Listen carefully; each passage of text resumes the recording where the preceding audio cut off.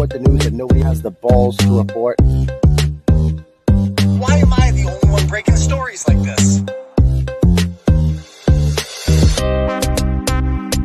You can call me Uncle Turtleboy, Clarence, Aidan. I don't care what you call me. Did you not say that you were going to take my baby out of revenge and make him a transgender baby? I think they don't like the things that I'm saying and they want me to stop saying them, but I'm not. I'm never going to stop. Now, these are the kind of stories, guys, that must be told. I'm just a guy who's breaking stories and reporting news from my basement.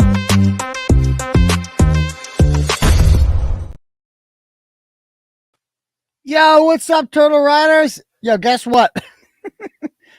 So I'm like, just right now, I'm signing on. I get a notification on my phone. Andrew Bogut just followed me. You guys know who Andrew Bogut is? Andrew Bogut was the #1 overall NBA draft pick in, what year was he? Andrew Bogut. Let's see.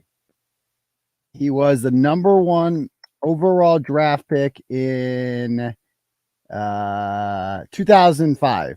He's Australian.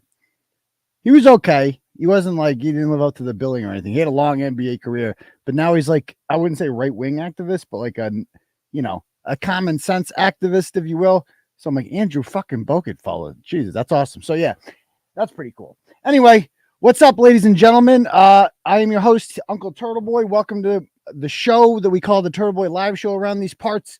We do this every Tuesday and Thursday night, right at 9 p.m., right on the dot. We've been really good with that, haven't we, folks? Remember, you guys used to bet on what time I get here, but I get here all the time now. So that's pretty on time, all the time now. So make sure, do me a favor, if you're new here, smash that subscribe button. If you're not new here, maybe you haven't smashed that subscribe button. We're growing pretty quickly on YouTube. We might be at 30,000 followers before you know it, subscribers, whatever you want to call them. So keep smashing that subscribe button. I forgot to create the Rumble for this. God damn it. Follow our Rumble channel too, because eventually we're all going to move over there. You know how YouTube is. They can be very censorious. They take down a lot of our content. Not a fan of that. So just a lot of privacy strikes, stupid things. We've been demonetized on here for like 100 years, which I really don't care that much about because they take all your money anyway. They take like 40%. So I'm not that worried about it, but just go ahead, like all the channels, you know what to do. Anyway, yeah, so also give us a big thumbs up if you guys haven't already, and leave a comment after the show. There was a lot of comments after the live show last time. That was cool. Those really help with the algorithms, I'm told. I don't know how all this works, but I'm told to leave a comment and give us a big thumbs up. How many thumbs up we got right now? We got 59 thumbs up. Let's keep that going, people. Let's get that up to 100. I see 167 people in here right now, so that's pretty cool. Let's keep that going. I've also gone ahead and I've shared the link to the stream on the various social media platforms that we still operate. On Facebook, you can find me at Clarence Woods Emerson is my personal account. That account's getting a lot of followers. It's going to be at like 30,000 pretty soon on a personal account. That's pretty cool. Also follow the Turtleboy account. It's just Turtleboy. If you search for it on Facebook, we just passed the 10,000 follower mark not too long ago. Go follow us on there. Like that page. On Twitter, we are my account is at Dr. Turtleboy. That's DOCTOR Turtleboy. Because if Jill Biden is a doctor, then I'm definitely a doctor. I highly recommend just telling people to call you doctor. It's the thing to do these days. You'll feel better about yourself. Trust me, just try it. Just try it. Just for a day. Say, just call me doctor. You'll feel a lot smarter, a lot cooler. Yeah. So anyway, so that's that. And the Instagram, of course, is at Turtleboy_daily_news. Okay. If you guys like the program, you can donate, but you can't do it through the normal super chat way that YouTube has, which is fine because, like I said, they take 40% anyway. It's like highway robbery. So we just we're banned because I think like 18 or maybe longer, 20 months ago, we spoke out against President Biden's vaccine mandate. We could say vaccine now because I feel like we're past that. Like, remember, you couldn't say vaccine for so long. And now that we've been 100% proven right on how stupid and pointless that whole exercise was, I think you're allowed to say it again. So nobody will be getting their job back, of course. Poor Shana Cottone lost her battle yesterday, which she knew was coming. It's just such bullshit. I'm going to hopefully be writing a story about that tomorrow. It's a goddamn travesty what's been happening to people over that goddamn thing. But anyway, we built our own function in order to donate. It's called Turtle Chat. I believe it's pinned to the top of the comment stream. There it is. Yeah. Click at the top of the comment stream. You can see pinned there an account. You can click on that and it's called Turtle Chat. You can donate whatever amount of money you want. When you do that, I should receive a notification email and you can write a message with your donation that I will read out loud to the class. It's called Turtle Chat. So you can put whatever you want in that, maybe give a shout out to a friend of yours, call somebody out who's being a douchebag. Maybe it's somebody's birthday. Maybe it's something negative, positive. Doesn't matter. It's your Turtle Chat. You can do whatever the hell you want with it because it belongs to you. And I'm just here to read the cards. You can also cash at me a $ Uncle Turtleboy if you prefer it that way. $ Uncle Turtleboy. I'll get a notification on my phone and I will read that out loud to the class. Do you guys get snow?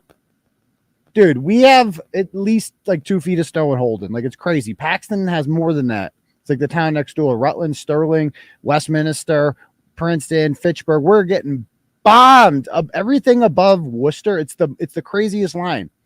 Like, my family in Worcester has like 2 inches of snow. It's crazy. And it's like the bordering town to us. People in like Oxford and Charlton are saying no inches. They're like people are saying barely much at all. And so it's like I'm hearing this all over the state, this like weird dividing line of who got it and who didn't get it. But anyway, remind me today, I got a couple things I want to talk about. So I got court before we get into the topic tonight. I got court tomorrow with Andrew Johnson. Tomorrow's a big day. I'm going to Boston for that. So I got my criminal complaint hearing with that. Also, the Rian Waters emails are absolutely insane these days. Like he's losing it over time and it's just getting out of control. Remind me, I have some emails to show you there. I also FOIA, I got to do the Julia Mejia emails that I FOIA'd. And I also FOIA'd all the emails to the Holden School Committee. There's like so much on my freaking plate these days. I wrote 4 blogs today. I was kind of busy, but let's just jump into the fun one, shall we? Okay. Let's pull this one up over here. I believe Andrew Bogut followed me. That's cool, man. Love it. The Bogster.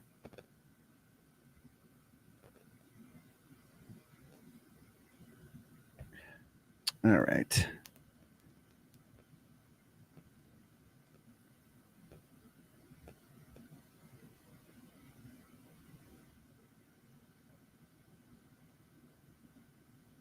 Okie dokie. And I think I know why Bogut shared this blog because he's been why he followed me is because he's been pretty vocal about the issue of boys playing in women's sports. He should know he's male and he dominated at a male sport because he's 7 feet tall. What happens if Andrew Bogut wants to just say, hey, I'm a woman now? Then what? We'll see. Keep rubbing that. You can, dude, create a new account, Scott. You'll be fine. You'll be fine. All right. So anyway, let's pull this one up. So if you guys didn't see it, we about a month or so ago, in January, we published a blog about a boy from Brookline who goes by Chloe Barnes. I don't even know what his real name is, but his mom, of course. What do you guys think his mom does for work? Take a wild guess what his mom does for work. You'll never guess what his mom does for work. It's so weird how this always happens. It's always the same profession with these people. What do you think his mom does for work? Take a wild guess.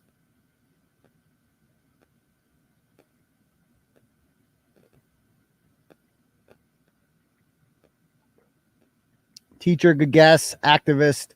No, because you have to have money to live in Brookline, so you can't be an activist. Social workers, they can't afford to live in Brookline. Therapist, there you go. Therapist is the correct answer. It's like, or psychologist, whatever. Same shit. That's what all of these people do. I swear to God, no industry is more perverted with wokeism and transgenderism than psychology. Like so many parents are just allowing shrinks to raise their kids because they're saying like, oh, my kid's having issues and they send them to a shrink because they're too lazy to just talk to their kids. And the shrinks are telling them, well, your kid, your 5-year-old says he wants to put on a dress, so he must be a girl. So you should just let him be a girl and help him transist. And instead of standing up to them and saying, no, you're just being lazy, do your job. That sounds like crazy. Or I'm going to see a real doctor. Stay away from my kid, you goddamn pervert. They just go along with it. They're letting the shrinks raise the goddamn kids. So that's what this individual does. And I kind of let me actually show the original blog on this person, because I think that I've now done 4 blogs about this individual. Okay. So yeah, here he is.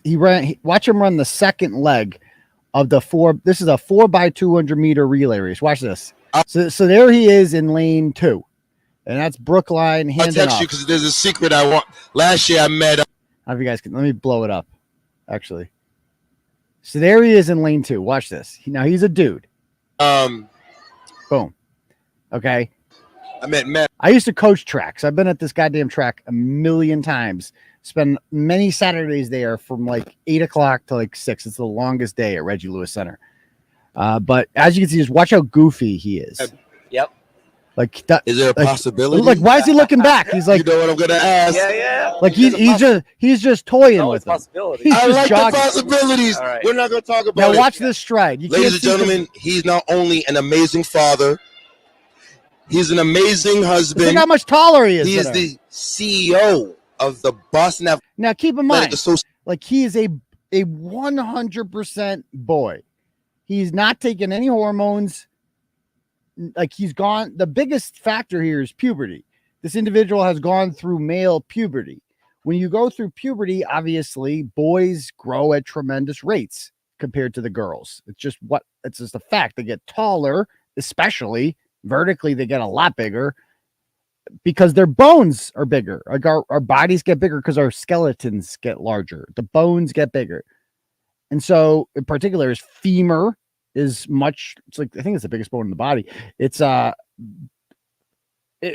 the most important bone when it comes to like running, because your stride length increases by a lot. Like you saw how he's not fast. Like he's incredibly slow. If he was running against boys, he would be getting smoked. He's a junior doing this. Like he would be getting destroyed. So he's running against girls here. You saw his form. It's goofy. He has no idea what he's doing, and he's increasing the lead somehow over these poor girls. And he ends Association. So our future marathon runners, make sure you support the BAA in all their events. and there you go. Okay. So that's that. All right. Anyway, so there they are handing off. I went over all that stuff. This was in the first blog that I wrote like a month and a half ago, looking back. And he's quoted as saying in here, regardless of he was featured in the Brookline High student newspaper as a sophomore. So let me read this to you. Regardless of poor weather or flattering energy, or what does it say? Or faltering energy. After a long day without fail, sophomore Chloe Barnes arrives at 3:30 every day for track practice as, quote unquote, she runs, it's a he, through the hurdle drills. Her feet pound on the clay pavement, and in the next lanes over, her teammates from the girls track team do the same. However, at meets, she competes alongside the boys track and field team. This is because Barnes wasn't assigned female at Perth and because she is fearful of the public's response if she runs with the girls team at meets. Okay, so that's good. That's good. She should be fearful of that. Like, not fearful in the physical sense, of course, but fearful in the shame. Like, you should be ashamed to do that. You should feel absolute shame in being a boy who is significantly taller than all of the girls and has a significant biological advantage that you did not earn, that you have it because you have XY chromosomes. Keep in mind, like, why do we have separate sport? Why do we have separate sports leagues for boys and girls? This didn't happen. There was no girls basketball that was equally funded 60 years ago. It didn't happen. It came about because of feminism. This is a major component of feminism, is girls should have equal access to sports. Girls' sports were not respected. They were not funded. And girls, as a result, there weren't girls basketball teams at schools. None of that shit was offered in a lot of schools unless there was enough demand for it. And so now it's like, well, you have to fund it. You have to fund it. This is a major gain for feminism. And I think it's a great thing because I think that sports are one of the best things that your kids can get involved in as youngsters. Not because you want them to go to the NBA or whatever. That's not going to happen. They're probably not going to get a college scholarship to anything ever. But they need to learn how to work together as a team, as a group, as a unit towards an individual goal. And it's about every season, no matter what sport you're in, comes with obstacles. And it comes with a goal. And you have to figure out with other kids your age how to work together towards that goal. And it unites them and it builds cohesiveness. And these are all tools, of course, that you will use when you're an adult. Because chances are that you're going to be working somewhere in which you will be required to work with other people towards a goal. And that's what high school sports and athletics do in general. So it's important that not only boys have access to this stuff, that girls do as well. So let me read some more of this here. So goes on to say that he, like I said, he wasn't assigned female at birth. He is female. I mean, he wasn't assigned female at birth because he has a dick. Because he has a dick. He has XY chromosomes. And, the cock didn't appear on its own. Like, I don't know if you guys noticed, like the cock isn't just there because it's there. It's there because your genetic coding dictates that it will be.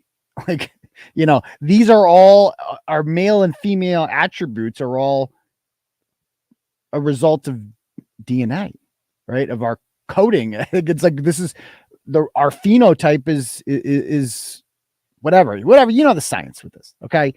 Bottom line here is this individual, you cannot be what you can't just change your sex, obviously. Now, if you want to do the gender thing, gender's just made up at this point. They're like, well, sex is real, but gender is a construct or it's on a spectrum. Okay, then it's fucking meaningless. Why are we even talking about it then? It's not real. Sex is real. That's how we divide people. You cannot possibly ever, under any circumstances, change your biological sex. You can't do it. It's literally impossible. And until we reach that conclusion, and until all people agree with that, we can never have any sort of mutual understanding about the transgender issue. Because it comes down to it, like, there is no such thing as transgender. Like, it's all fucking in your head, period. There's two genders. You can be one of them, and that's it. Anyway, back to this. So it's interesting that initially Barnes did not participate on the girls' track team. Participated with the boys, and I think that's great. You should feel shame. You should feel embarrassed to do that. But the girls and boys track and field teams train separately during practices, but attend the same meets. Although Barnes is a member of the girls' track team and field team, they requested to race with the boys' team in hopes of avoiding questions from spectators. I'm in an arrangement with my coaches where I practice with the girls' team, but compete on the boys' team. It was more a result of me just being afraid of other people watching me race. Okay, and also you suck. Like, if you were going to compete on the boys' team, you would finish in last place every time. That he ran a 200-meter leg in that race. He probably ran it in like 28 seconds or some shit.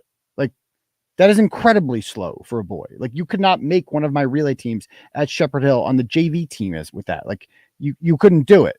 You wouldn't even come close to making a relay team at any school. Like, he's one of the worst runners I've ever seen. But whatever. That's the real reason he wants to run with the girls. So he goes, next school year, Barnes said they won't allow so all of a sudden it's they, them. It transited from she, her to they, them in the middle of the story. Next year, school year, which is interesting because you want to be a girl. Girls go by she, her, not they, them, but whatever. You're all just making it up anyway. Next year, Barnes said they won't allow their concerns to deter them from competing with the girls team. They said they plan to compete on the girls cross country team next fall. For people who want to restrict transgender athletes' presence on athletic teams, Barnes has a short message. Quote, deal with it. Barnes said, just deal with it. Now, I've seen a lot of people in the comments say, well, you shouldn't be taking it out on, you shouldn't be taking it out on the kid. You should be mad at the MIAA and the coaches and the parents. And I agree. Like, we should absolutely be calling all those people out. Until I saw that quote. Until I saw just deal with it. This kid's a brat. This kid's a male, a boy male brat telling girls just deal with it. If a boy talked to your daughter in that regard, like, would you not say something to them? No, son, you're not going to treat my daughter like that. It's not going to happen, son. Yeah, you might call his parents, and his parents are obviously part of the problem too. But you're not going to, like, if no one else in this world is shaming this person, then I will, because that is the cure. Public shaming fixes problems. This individual should be ashamed. Chloe, if you're watching this, you should feel shame. Everything that you think you've earned right now, you didn't actually earn anything. None of this is real. All these awards you're getting and medals and shit, you didn't earn any of that. You stole it. Other girls earned it, and you took it from them. You just showed up there. And we're going to talk about why in a little bit. But here he is in cross country. Like, he ran cross country, and there he is winning. Brookline happens to have the state championship cross country team, so he didn't even make the varsity of the top 7 runners. But he won the JV race. He's like their 8th best runner. Maybe he'll be varsity next year. And even look at the tweets from Coach Mike DeYoung. In the JV race, Chloe Barnes wins their 2nd JV race. Not even her. In the varsity race, nice PRs. And the season, okay. So, I mean, look at this picture. Come on. Come on. Look how long his fucking arm is.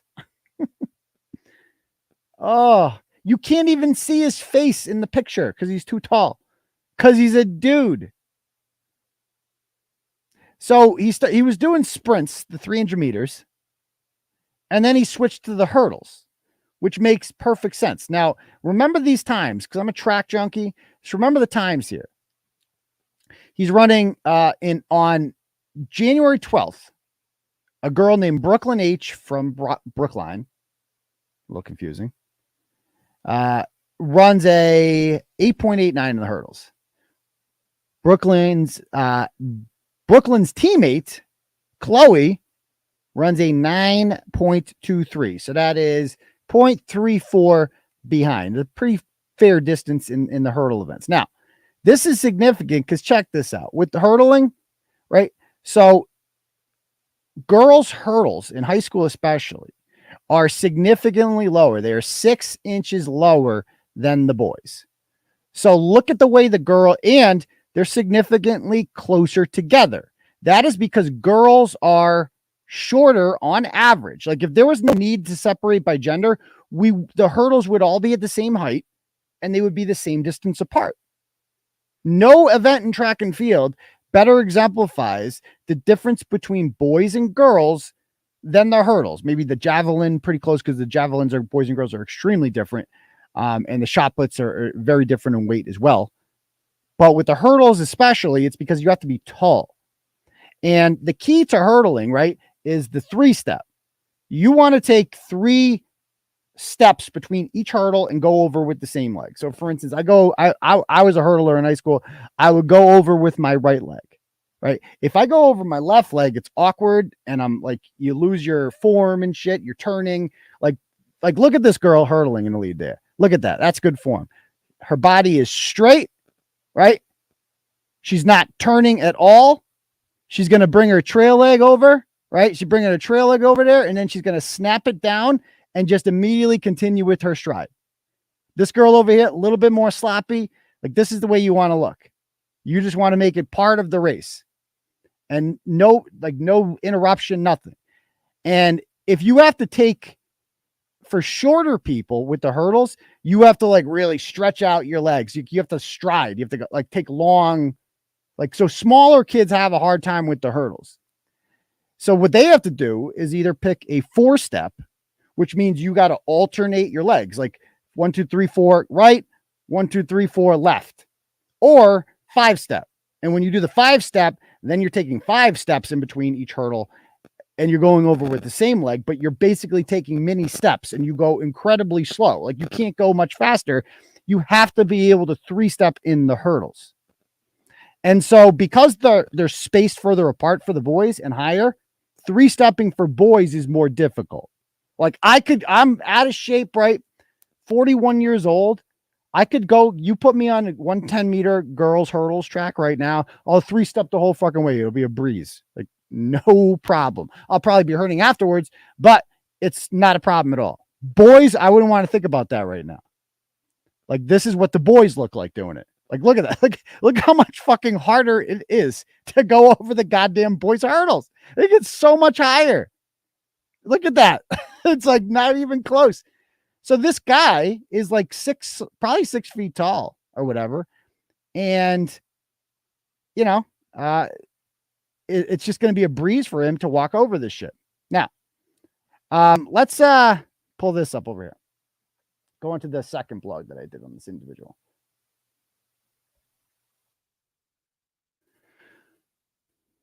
Let me check the donos. I don't want to miss anyone. Got a couple turtle chats I'm going to read out loud to the class if you guys don't mind here. First one is, wow, damn. I know this is not a turtle chat. This is just a donation from Mark.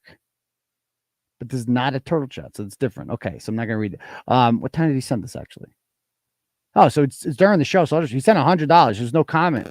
But thank you very much, Mark. I appreciate that very much. Steven sends $50. His comment is, Kelly Hoteling, I don't know if I spelled it right, Hufteling of East Greenwich, New York. Don't give up on Steve Cully. He is fighting for you and wants you back. How about that? Don't go anywhere, Kelly. I'm telling you. See, that's one way to do it. It's basically standing outside with the boombox there. I like that. So $50. Thank you.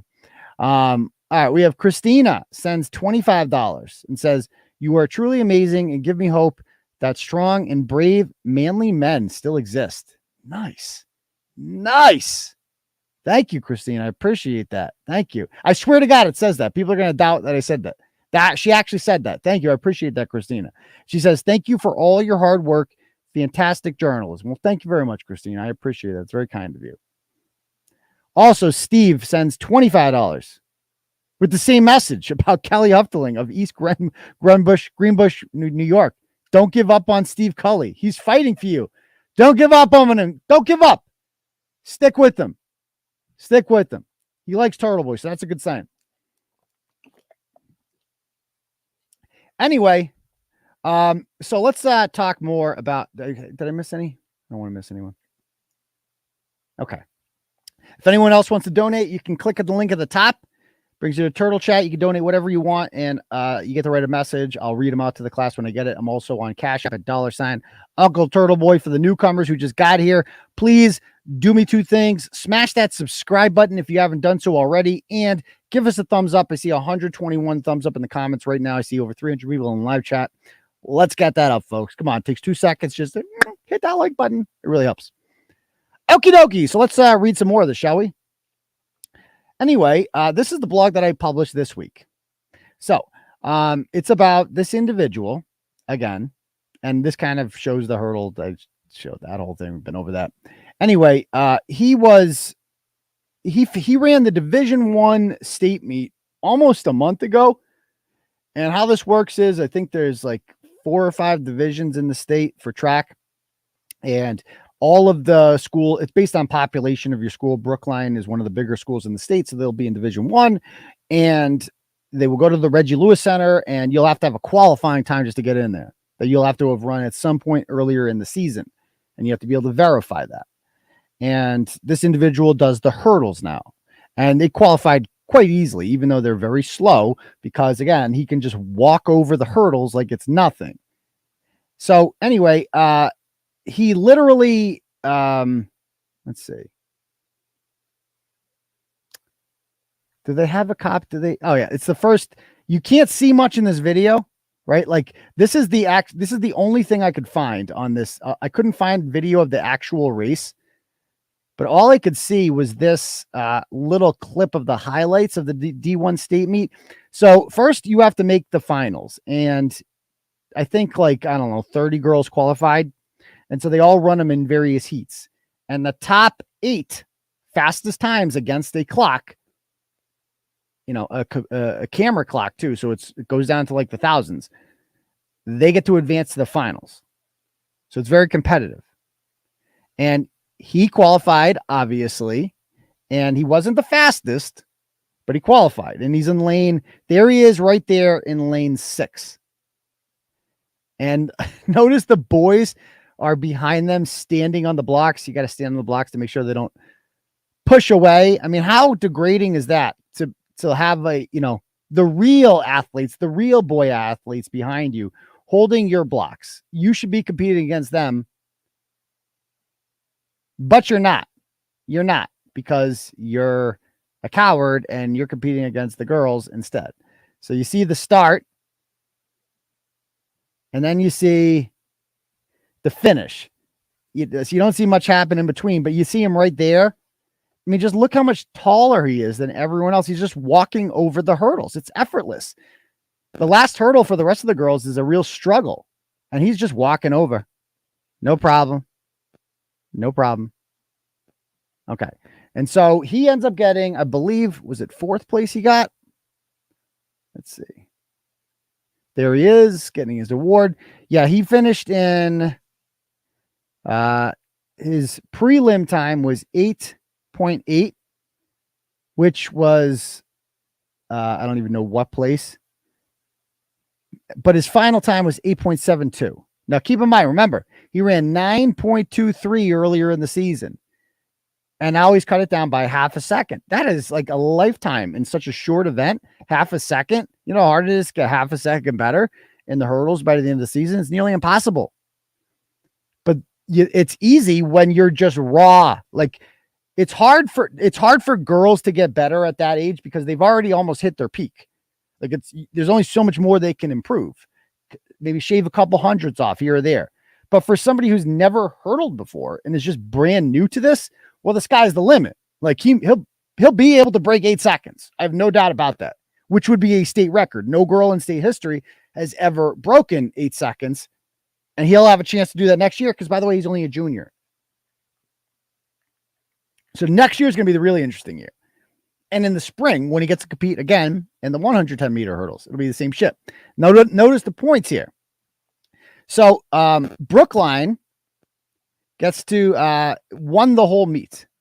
They keep team scores. They got 63 points. And Newton North finished in second with 51. And then my hometown school here, Wachusett, with 43.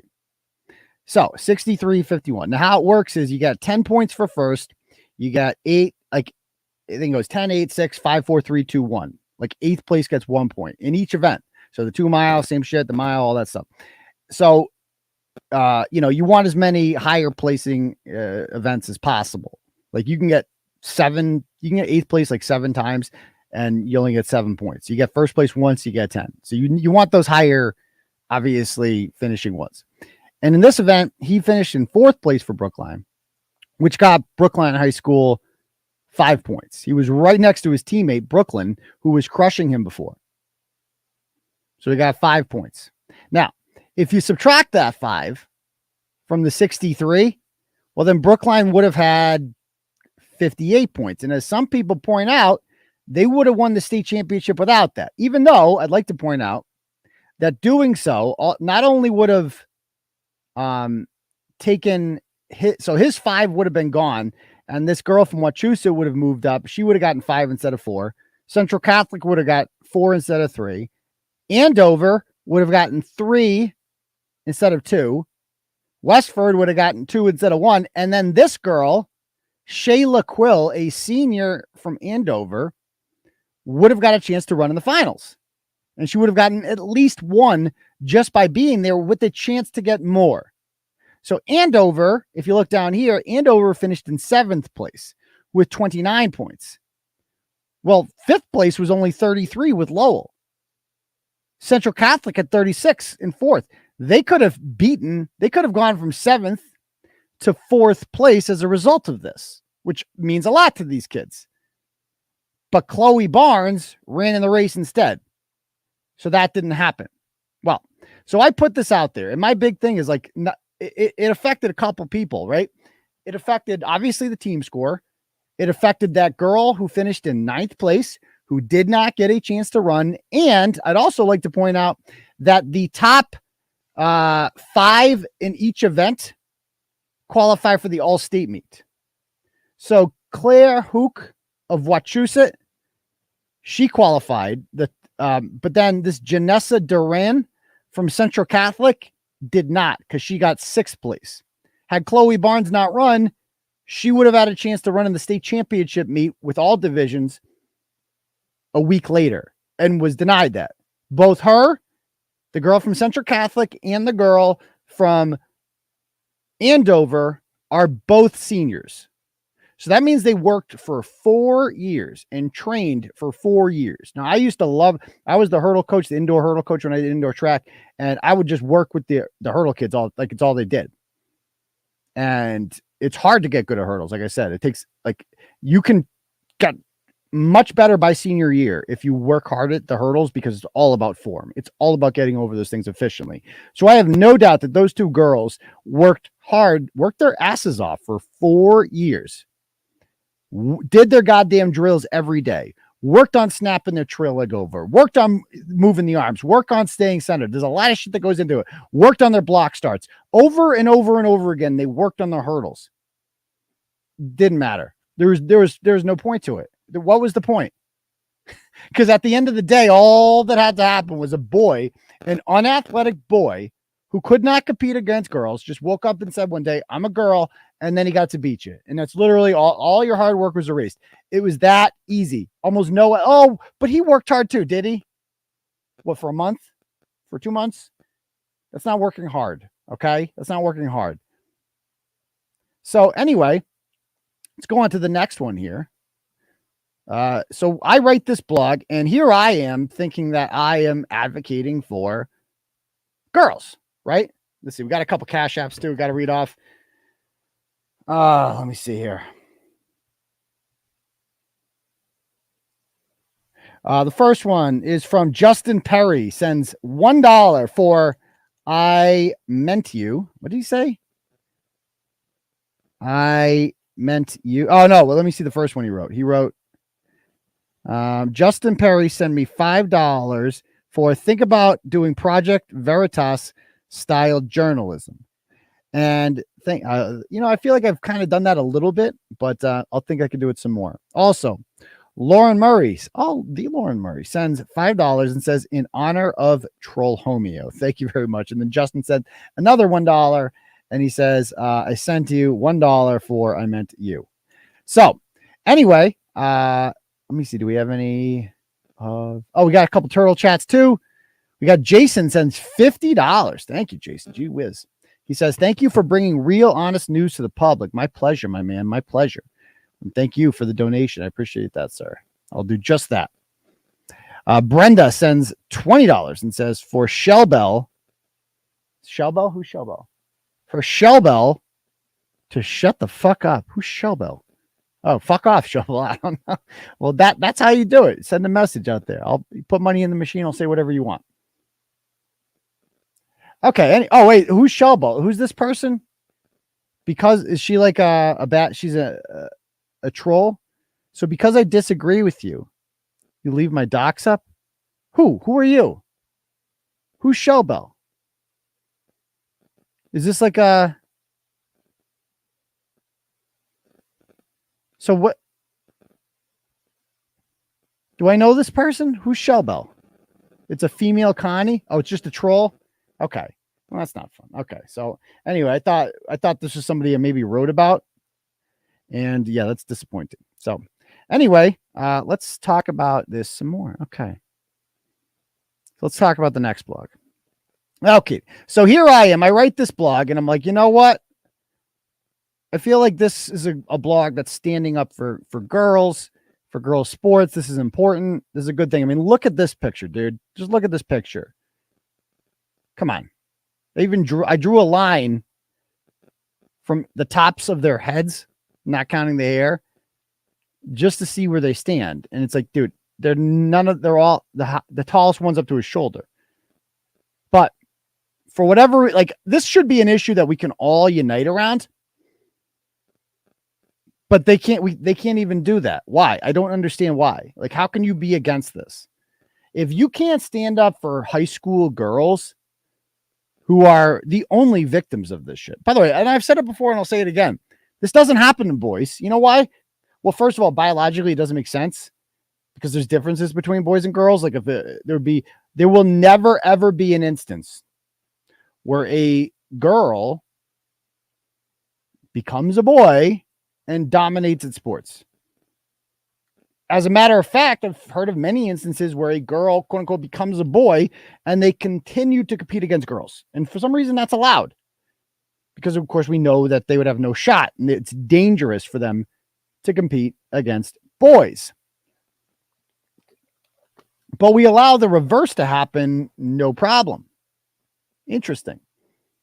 So you would think that we can all unite around this, but then this guy comes along, Brad Lynn, and he says, the only thing you accomplished sharing. So somebody shared this in an Andover Facebook page. A Turtle writer shared this thinking like, oh, look at this. This is an Andover related story because this girl got 9th from Andover. Let's talk about it. And this is what they write. The only thing you accomplished sharing this is outing yourself as a transphobe and a bigot. This kind of biased news, if you can even call it that, has no place here. They love to, it's like they don't get tired of saying the same cliches over and over again. Transphobe. Proud transphobe, by the way. Proud transphobe. If it means what you call it, means. Like, I'm not like a phobia is an irrational fear. I don't fear people who are transgender at all. I get it. I just will never ever recognize your delusions. Like, sorry, I'm not trying to hurt you. I mean you no harm.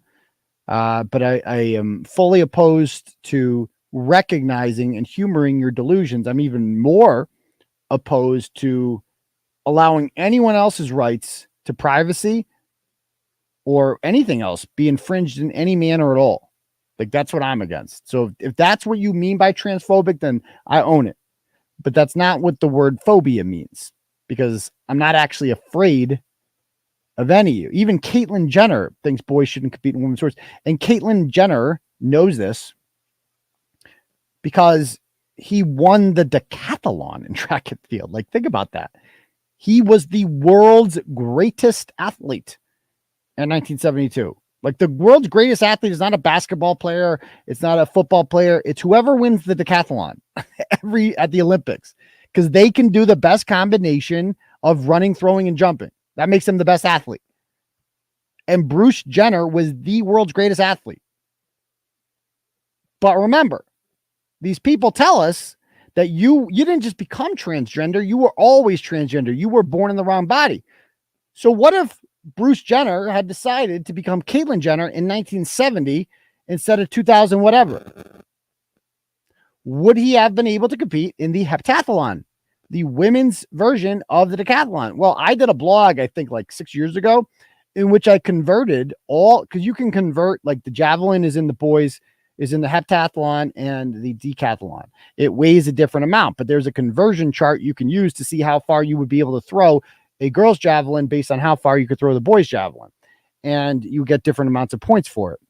Jackie Joyner Kersey owns the world heptathlon record. Dude, do you understand how badly Bruce Jenner would have just murdered Jackie Joyner Kersey's heptathlon record? She's the greatest American athlete of all time. And no one would know who she is because Bruce Jenner would be the greatest female athlete of all time. So of course Bruce Jenner points that out. I mean, it's just insane. And I'm just waiting, like St. John's Prep or Xaverian or St. John Shrewsbury. They're all boys' schools. Can they have a girls' basketball team? Why not? Why can't they have a girls' basketball team? I'm waiting. I'm waiting for that day to happen. Of course, it's not going to happen because they're private schools, so they can tell you to fuck off. That's why people send their kids to private schools, because they don't have to put up with this shit. But regardless, so this is what Brad says. You know, just all the classics in here, calling you a bigot. You know, why? For sharing the truth, for talking about something that's a problem. This kind of biased news, yes, it is news, has no place here. They love to say it has no place here.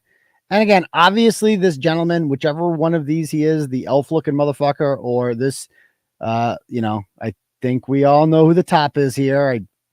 I don't think it takes much speculation, and that's bold, brave, and beautiful.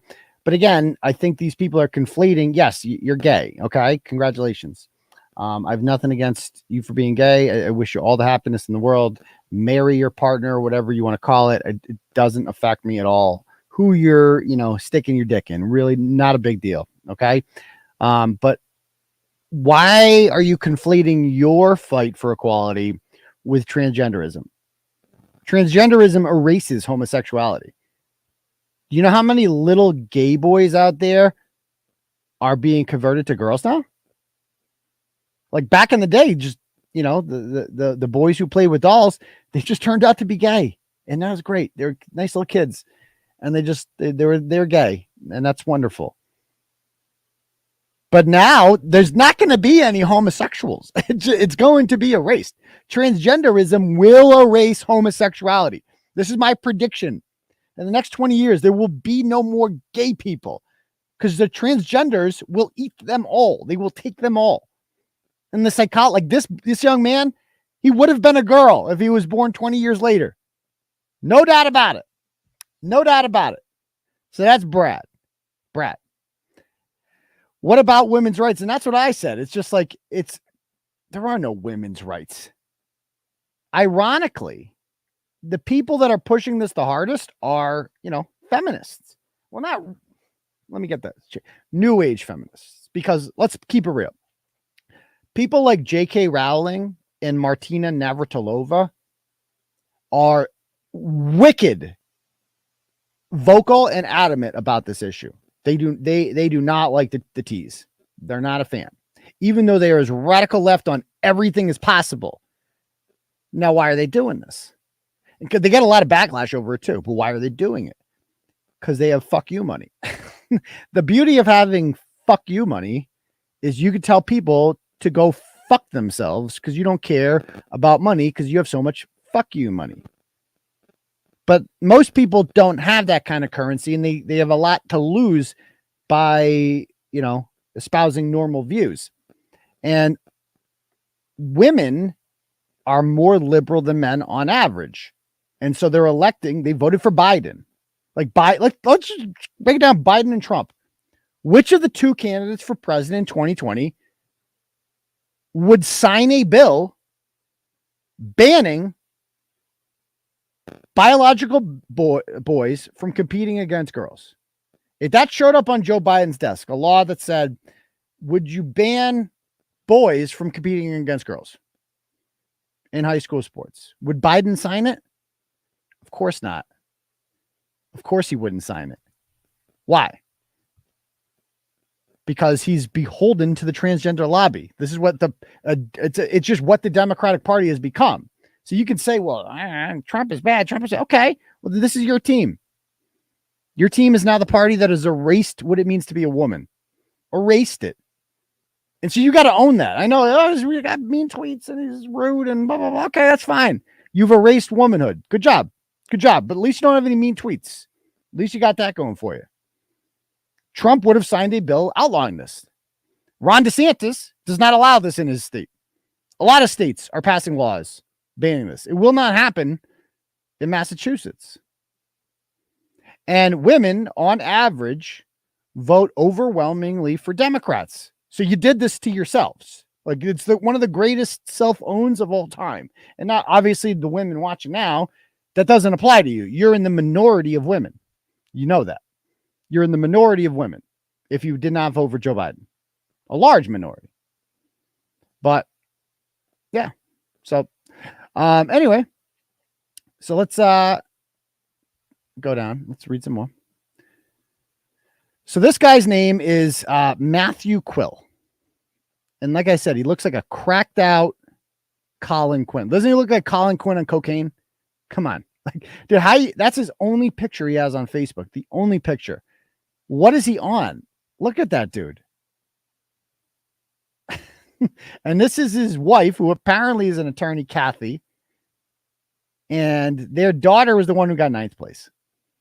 And so he, of all people, shows up to defend the boy on Facebook and says, folks, chill out.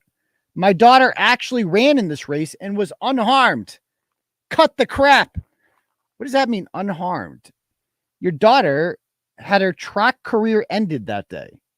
That was the last time she ever put on a uniform for Andover High School and ran track again because a boy prevented her from doing so. She didn't get to run in the finals. She didn't get to qualify for the all-state meet. It was taken from her. So your daughter was harmed. She wasn't beat up, but she was harmed. Something was stolen from her. And you are her father. You are the person that was put on this earth to defend her at all costs. That's literally your biggest job, is to defend your daughter. All your children, but especially your daughters. As a man, if you can't defend your daughters when they have been wronged, when they have been stolen, they've had something stolen from them, then you should give up your father card. You're not a man. You're not a father anymore. You're a bitch. You're a disgrace. You're a disgrace to manhood. You are a failure. Your daughter needed you to advocate for her. And what did you do? You sided with the boy and made excuses for him who beat her because, oh, she was unharmed. She was unharmed. Okay.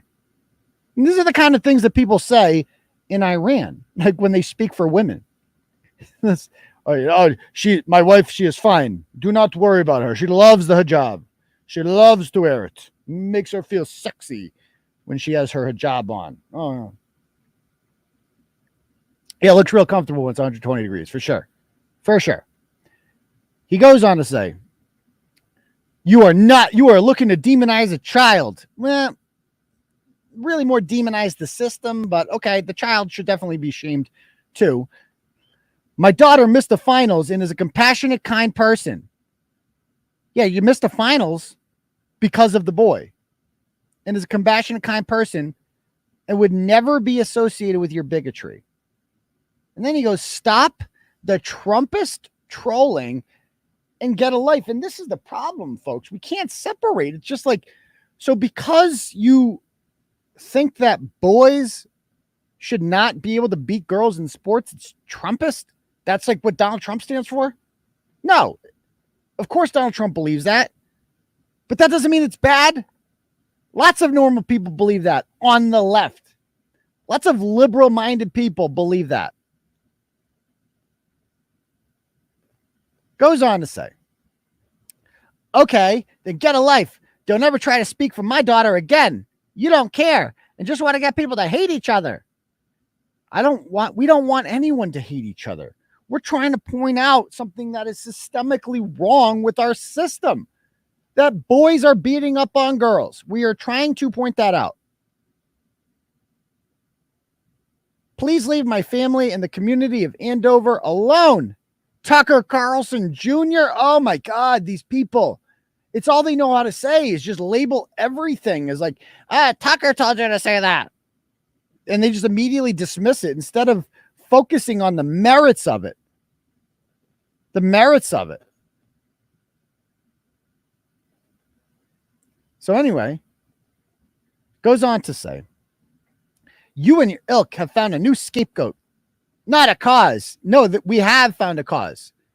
Girls' sports. That's a cause. Womenhood.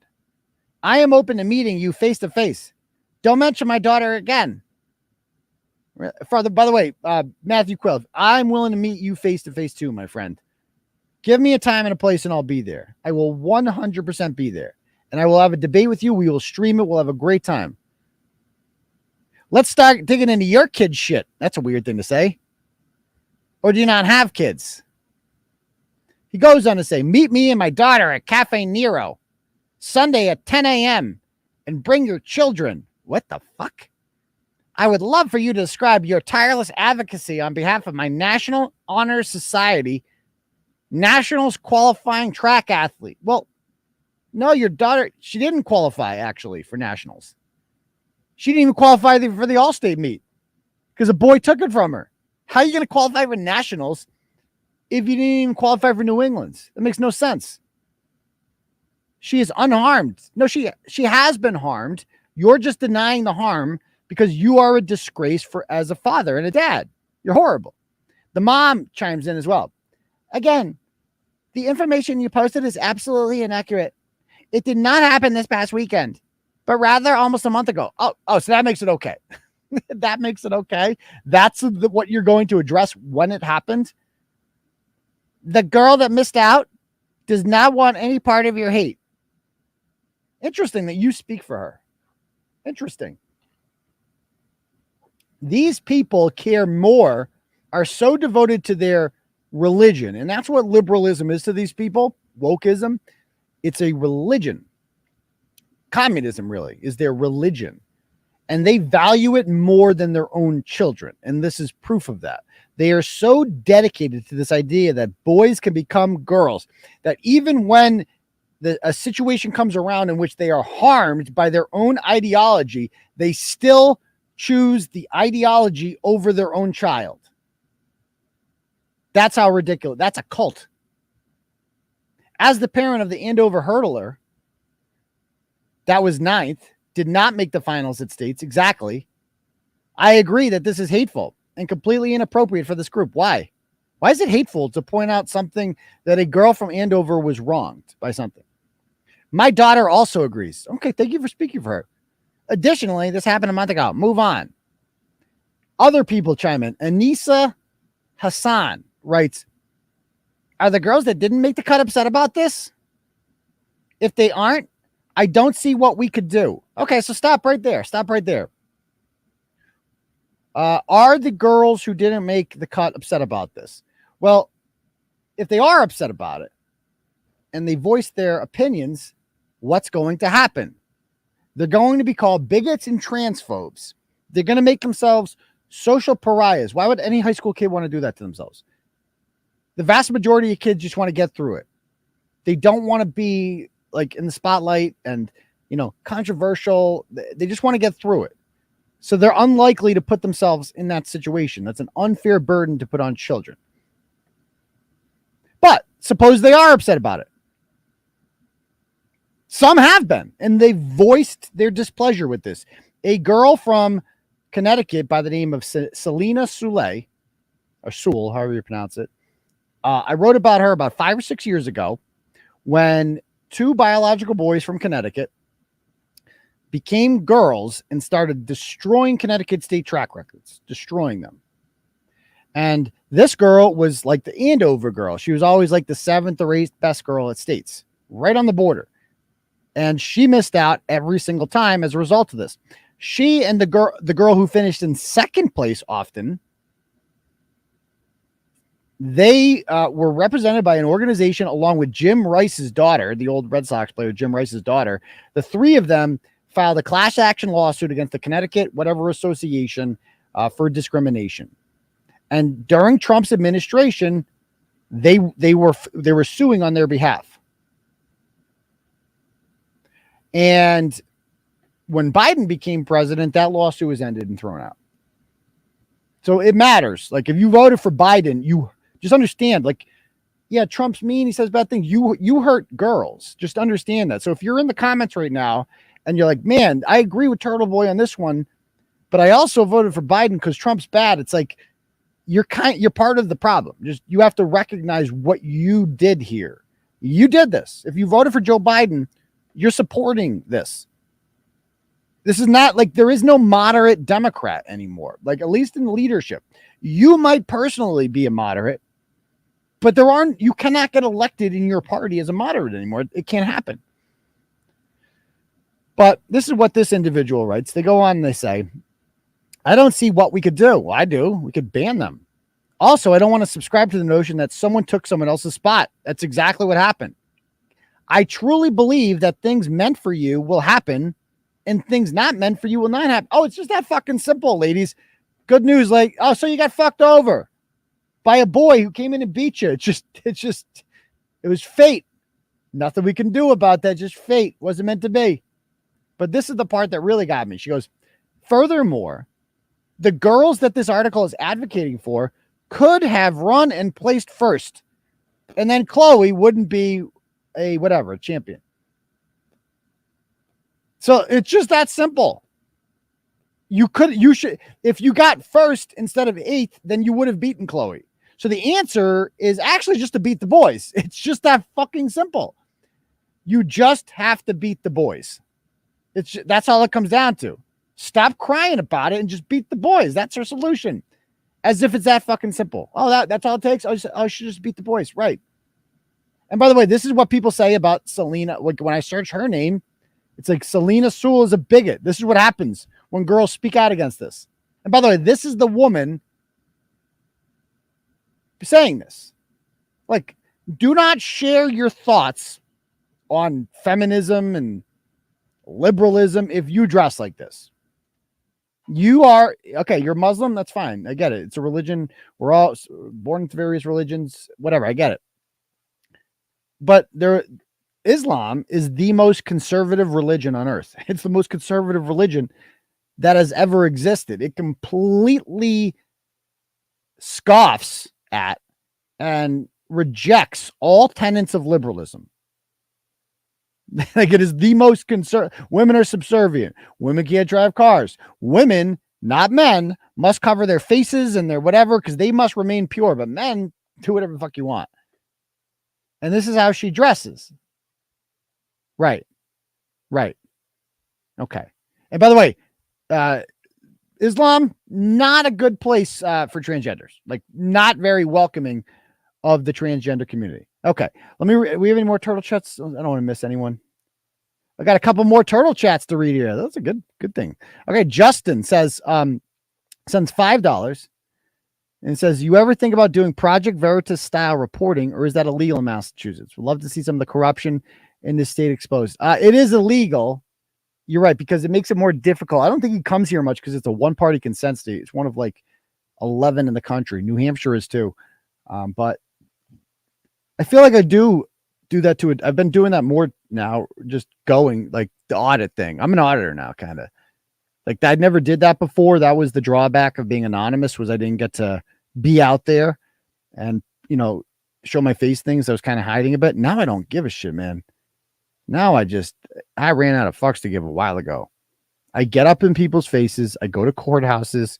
I put the camera in your face. I ask you questions and I get shit out of you, period. And we get good content. That's what I do. I expose people in the flesh. All the people that say, oh, you would never say this to my face. Oh, really? I am the guy that meets you to like, it's completely transformed the brand. And I think it's made it better in that regard.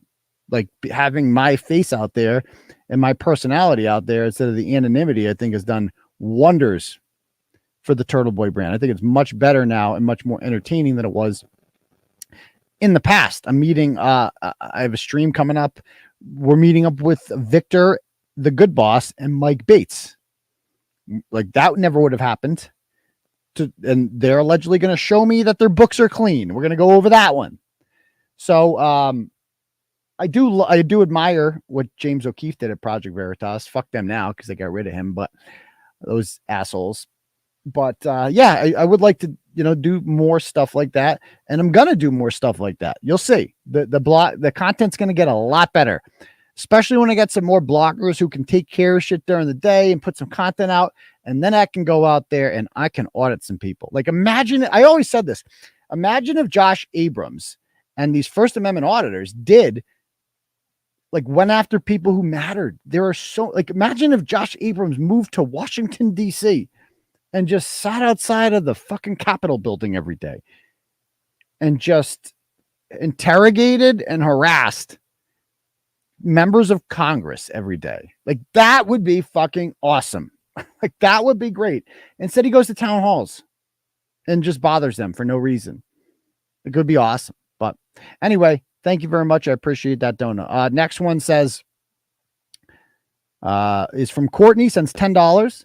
This one's for Bret, aka the next Ratchet Madness champ. Ooh, that's going to make him mad.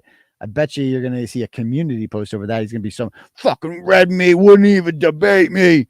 Fucking red meat. So the other night, there was I forget who it was. Somebody sent me a link. It was some guy named Shiva. I don't know. I guess he's some British guy. He's one of these YouTubers who does panels and stuff. I don't know much about him at all. I have nothing against him. I don't know who he is. But I know he's involved in that world, so he probably doesn't like me, or he's probably been fed misinformation about me. Let's be honest, from Krusty Panties. And so I got sent the link, and I'm in the comments, and I'm commenting, and it's funny because people are always like, "That's not the real Turtleboy," as if it's like a something. Okay, I got a call right now from Braintree. I wonder what this is. Hold on. Hello.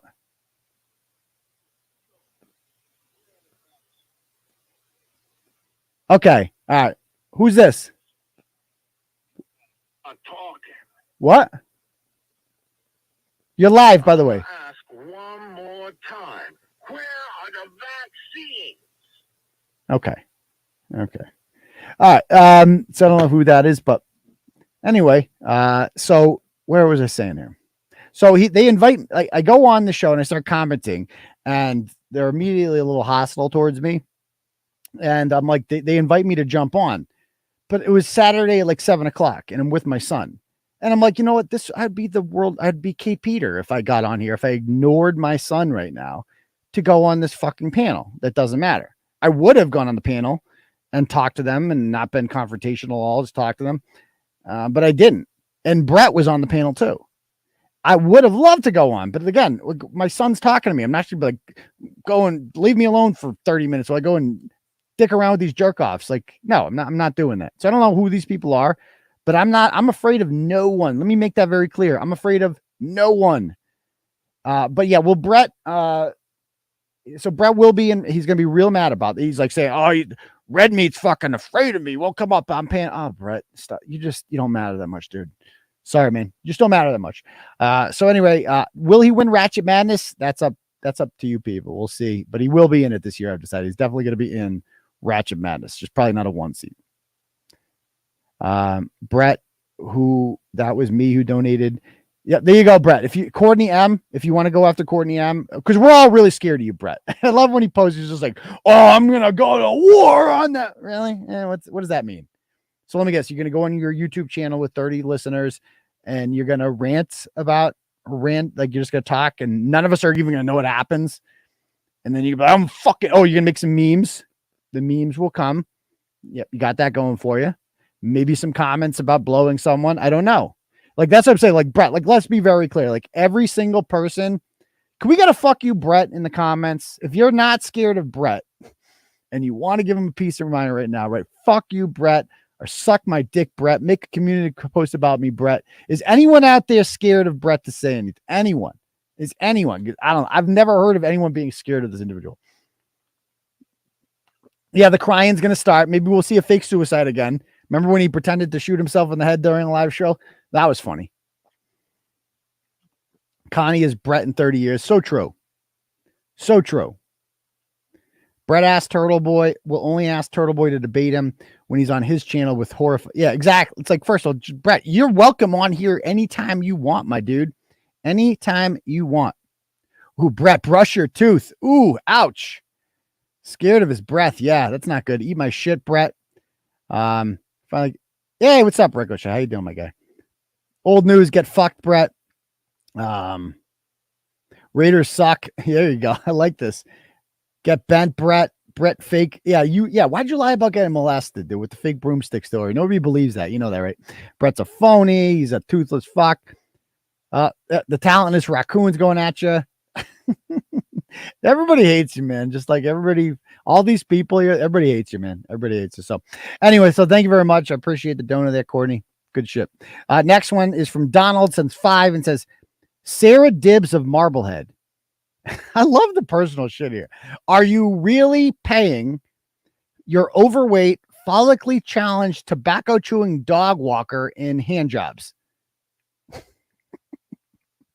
Again, Sarah Dibbs of Marblehead. Are you really paying your overweight, follically challenged, tobacco chewing dog walker in hand jobs? I don't know. She'll have to let us get back to us on that one. Caitlyn Jenner sends us $25. Says Trump protects women's rights. Biden shits on women. Thank you, Caitlyn, for pointing that out. Appreciate that. Also, $25 from Chris here. Chris is sending $25 and says, Chef Mike made my month. Don't ever, exposing Chef Mike made my month. Don't ever stop. Oh, I won't. Especially if he keeps giving me content. We've gone a few days without Chef Mike. That's a new record, but we'll see if he reemerges. Something tells me we have not heard the last of Chef Mike. So there's that. Okay. So let's talk about the final little chapter here. I don't want to miss anything. See, Sarah's like, I called him out on being a meth head. He admitted it so many times. It's so true, though. Scared of Bret. Oh, Bret, everybody's making fun of you, man. Ooh, ouch. That's got to hurt your feelings. Yikes. Who's Jenna Roca? Why do you support Lindsay Clancy? That's old. Who said support? I never said I supported her. What are you talking about? Anyway, that's trolling. Let's bring up the last part of the blog here. Maybe we'll make a phone call after this, too. Okay. So I published this blog about Matthew Quill that we just talked about and his daughter getting 9th place. And I'm sitting there trying to do my work, trying to write the blog about North High School. I'm trying to write an uplifting blog about North High School basketball, which is awesome. I love the Polar Bears, man. I love watching this high school team. My son is so fucking into North High basketball. It's not even funny. He's like the biggest North High basketball fan. I like watching them. And I went to South. I didn't even like North. But they're a Worcester public school. I will always root for the Worcester public schools because Worcester raised me, and I'm a public school boy, and I'll always support them, especially over the private schools. And they've had quite a journey. They beat Wellesley, then they beat Beverly, then they beat Brockton by 30, and then last night they beat Newton North, a state finalist from the year before by 7. At no point in the game did I ever think they were going to lose. And now they're in the state championship, and they'll play the winner of Needham and North Andover on Saturday. So I was having a good time. I'm trying to be positive. I'm usually pretty negative. All my stories have a villain. And while I'm working on this positive story, what happens? I get a phone call from a number I've never seen before. And I just pick it up. Sometimes I ignore it, but if it's an actual number, I'll pick it up. And immediately this guy starts screaming at me, telling me, "You motherfucker, you take that block down now. You take it down." First of all, sir, this is a Wendy's. I think you're a little bit lost. I have no idea what you're talking about. Who are you? Like, can we start with hello? Can we start with, are you Aidan? Are you Turtleboy? Right? You found my number somewhere. It's probably not that hard to find. Let's be honest. There's a million and one ways you can get my phone number if you want to get it. But, he calls me, and it was like 30 seconds. I'm like, oh, I wish I could tape this. And he just hung up on me. He did not let me get any words in. And so I start texting him, and then I call him back. Now, 2-party consent state. You got to let them know that they are being recorded. The big thing. Got to let them know that they are being recorded. So I make sure that I do my part doing that so that I can use this content. And this is how it went.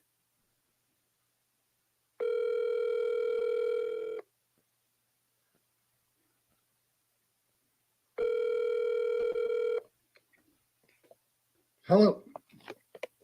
Down today. Is it, Mr. I'm sorry. Now, down today, or I'm taking legal action. I'm recording this for, sir. I'm recording this for my own safety. Mr. Quit, I am recording this for my own safety. I'm recording this for my own safety. I am not touching anyone's safety, and you know that. Okay, well, I am recording this. I am recording this, so. You are a sociopath, a liar, and I'm not a public figure. Therefore, you cannot defame me. I have protections, and I'm taking legal action. Sir, Goodbye. how have you been defamed? Well, so he said he just yells at me. I said I'm recording this like 6 times, so there could be no doubt. In case like I didn't hear it, you were talking over me. I said it like 6 times. And so, but while I was saying that, he was calling me a fucking sociopath. I'm like, I'm a sociopath. You're the one calling up a complete stranger and yelling at them and like swearing at them. It appears I'm not the sociopath here in our relationship. I appear to be the stable one. And he's threatening deformation lawsuits and blah, blah, blah, blah, blah. And he's calling me a fucking troll. So then we start texting back and forth. And first thing he says to me is, let's bring this up. He says, you are making threats and defaming me and my family. First of all, no, I'm not. I'm not making any threats at all. Like, where did I threaten you, sir? Like, please show me the threat. I must have missed that. I also missed the defamation part of it, but we can get into that at a separate time. But he goes on by saying the article comes down today. And that's what I really didn't like. It's just like, you think you're going to tell me what to do? No, you could ask. And then we can have a conversation, because a lot of people think they can just bully me and scare me. And clearly this individual has no idea who I am. Clearly they don't. Because if they did and they've been following my work, they would know that I'm actually a reasonable person who, if you come at me in a reasonable manner, I will treat you reasonably. But if you come at me and you say you're going to take the blog down, oh, it's going to get so much worse, dude. That is the worst thing you could say. This is like how you get multiple blogs written about you. Okay? And he goes on to say, I go, what threats did I make? Or we will take legal action. The article comes down today. I don't think it does. We got about 2 hours left in the day. It's still up, and my guess is it will remain up. I am not a public figure and therefore have protections against defamation. Okay, so you're a little confused. So let me fill you in here. So with public figures and defamation, how that works is it just, the bar is higher for proving defamation. Like you're not, like, this individual seems to believe that mentioning him at all is defamation because he's not a public figure. No, it's not. Yeah, you don't have to be, like, you can write about people who aren't public figures. That's not a thing. You can't ban people for, that's not defamation for doing that. I go, sir, you don't tell me what to do. If you'd like to have a discussion in a respectful manner, I'd be happy to talk to you, but you hung up. Please tell me more about defamation. I have no experience in this field. Maybe you could teach me. So again, he obviously has, if you think I'm the kind of guy that backs down to a deformation lawsuit, like, dude, I've been getting these things for how many years? It's like, it's a joke. It's an ongoing joke. You should Google me or something.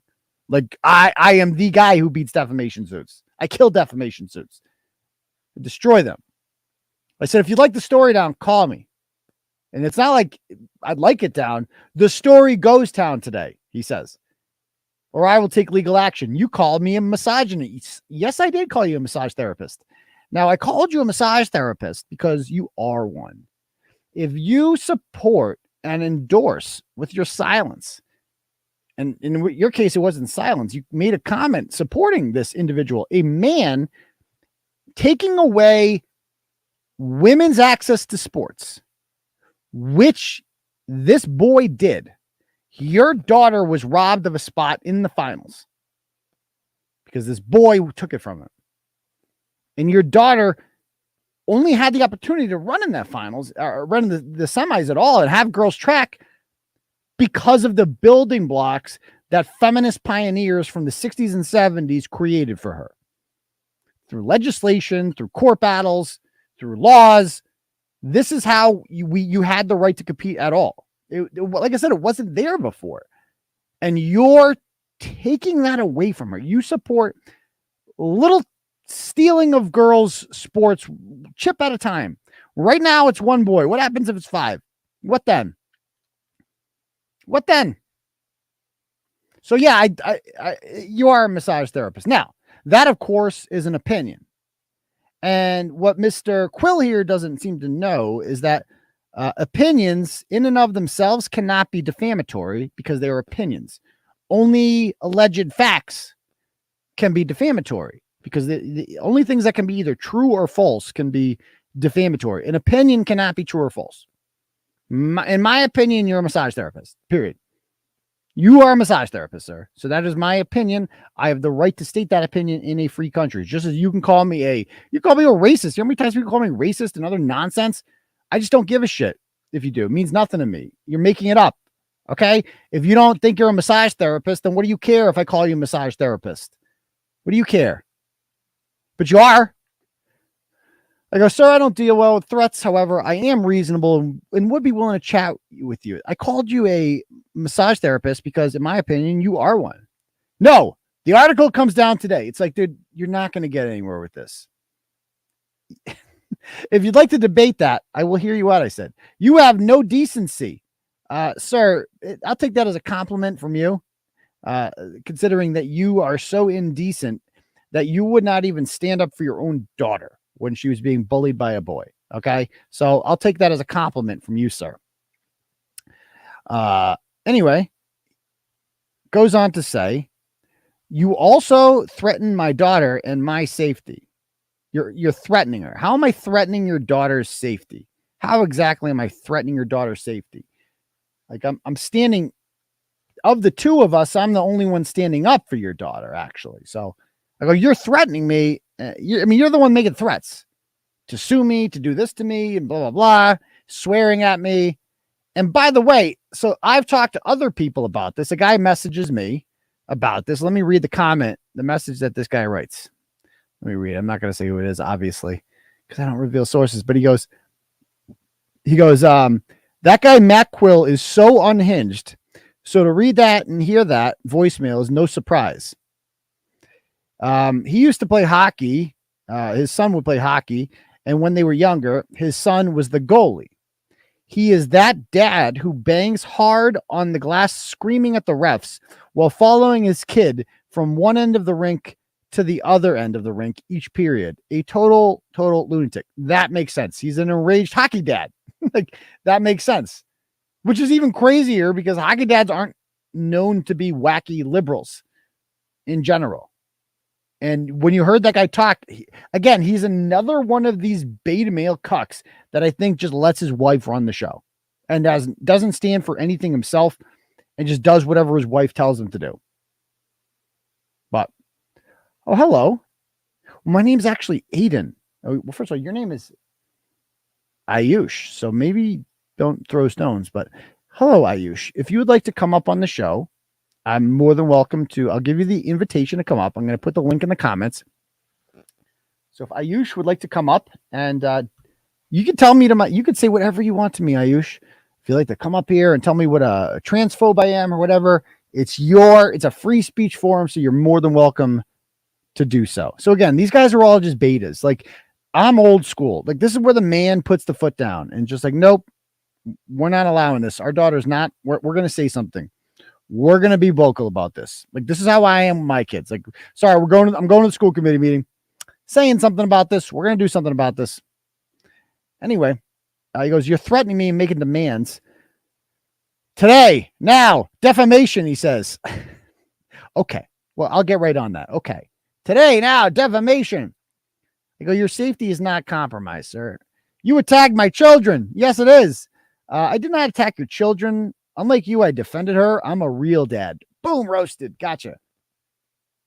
I go, I know you keep using the word defamation, but I do not think you know what that word means. And then he goes, okay, then look into my wife's background. So I do. His wife's an attorney. So, Kat, again, it's like, and I just want to say, as soon as, Matt, you got me. I'm fucking shitting my pants now, dude. Shitting my pants. I've never talked to an attorney before. Like, no attorney has ever sent me a cease and desist letter. Ever. It's literally never happened. I've never been sued. I'm so fucking scared. How does it work?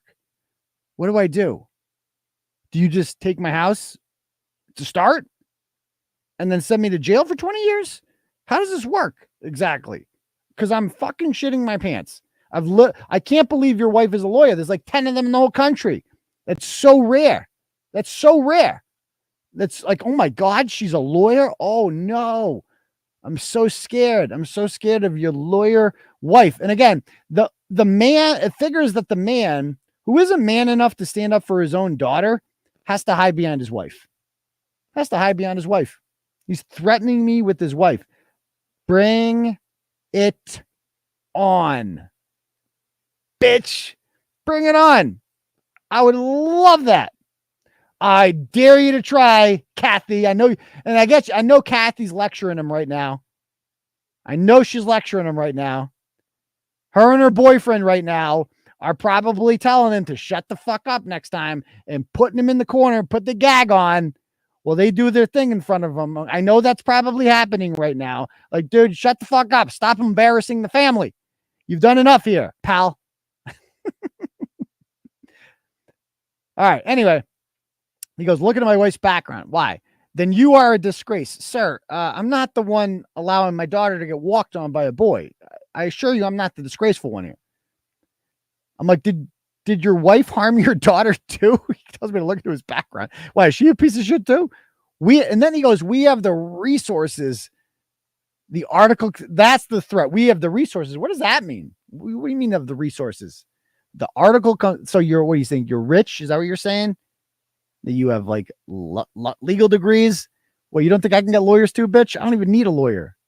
I defend myself all the time and win. Fucking ask Mike Fucci how that turned out. All I do is win in court. That's it. That's the only thing I know how to do when I step in a courtroom is win. I'd love to add you to the Turtleboy graveyard. It's getting full. We're running out of plots. I've been throwing people in for about 7 or 8 years now. I got a shovel. We might be able to figure something out. But eventually we're going to have to start cremating you motherfuckers because we are running out of room. We're running out of room. He goes, I go, that sounds like a threat. I'm like, I go, a lot of people have said that they're going to take me down. You have threatened my family. I am taking legal action. Sir, I never threatened your family. Sir, I now fear for my safety. You said that your family has the resources to take me down. Are you in the mafia? Like, what does that mean, the resources? Because he didn't articulate. Yes, you have. And you have put our likenesses up. And inform your readers where I live. I've never informed your readers where you live. I could if I wanted to, but I didn't. And even then it wouldn't be illegal to point, but I didn't point out where you live. There's no need for that. But your likeness, I mean, what are you, a college football player at Alabama? Like your likeness? You want, that's like what likeness, that's like what an athlete says, like what they get paid to have their name appear in Madden or NBA Jam or NBA Live, whatever the fuck it is. Your likeness? No, dude, I went on your Facebook page and I looked at your wide open Facebook page and I saw this image of a coked out Colin Quinn. That's what you look like. You look like Colin Quinn on cocaine doing the Weekend Update. So let's call him. Should we call him? Stupid question. We're calling him right now since he wants to play hardball. A 7-pounder, by the way, sends $15 on the Cash App and says, please send $1 towards Bret's first and last. Don't worry. The welfare man covers that for him. He doesn't need it. He's all set. Let's give him a call. Oh, my voicemail's full. Did he leave a message? I've been getting voicemails. I'm not even listening to them.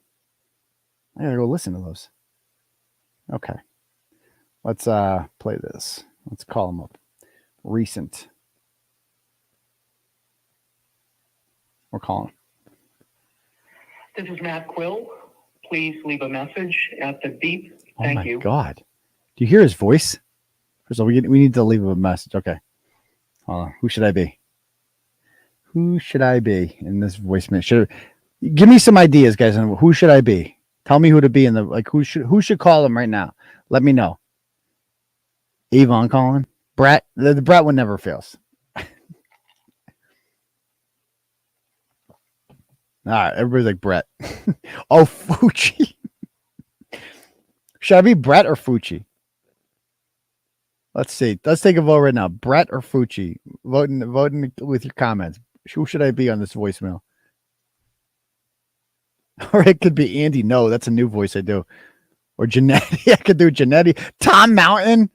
Oh, I could do them all. Tom Mountain. Yes, this is Andy. No, I was just doing some reporting, and then Antifa beat me up again, so I stole Turtleboy story over it. Fucci, Tom Mountain. Oh my God, the comments. Be Bret or Tom Mountain. Oh, it's so tough. Who should I be? All right. I think we should do Fucci. Bret asked, Giannetti would be a good one. I see it. Okay. Chef, let's be Chef Mike. Fuck it. I gotta get Chef Mike's on.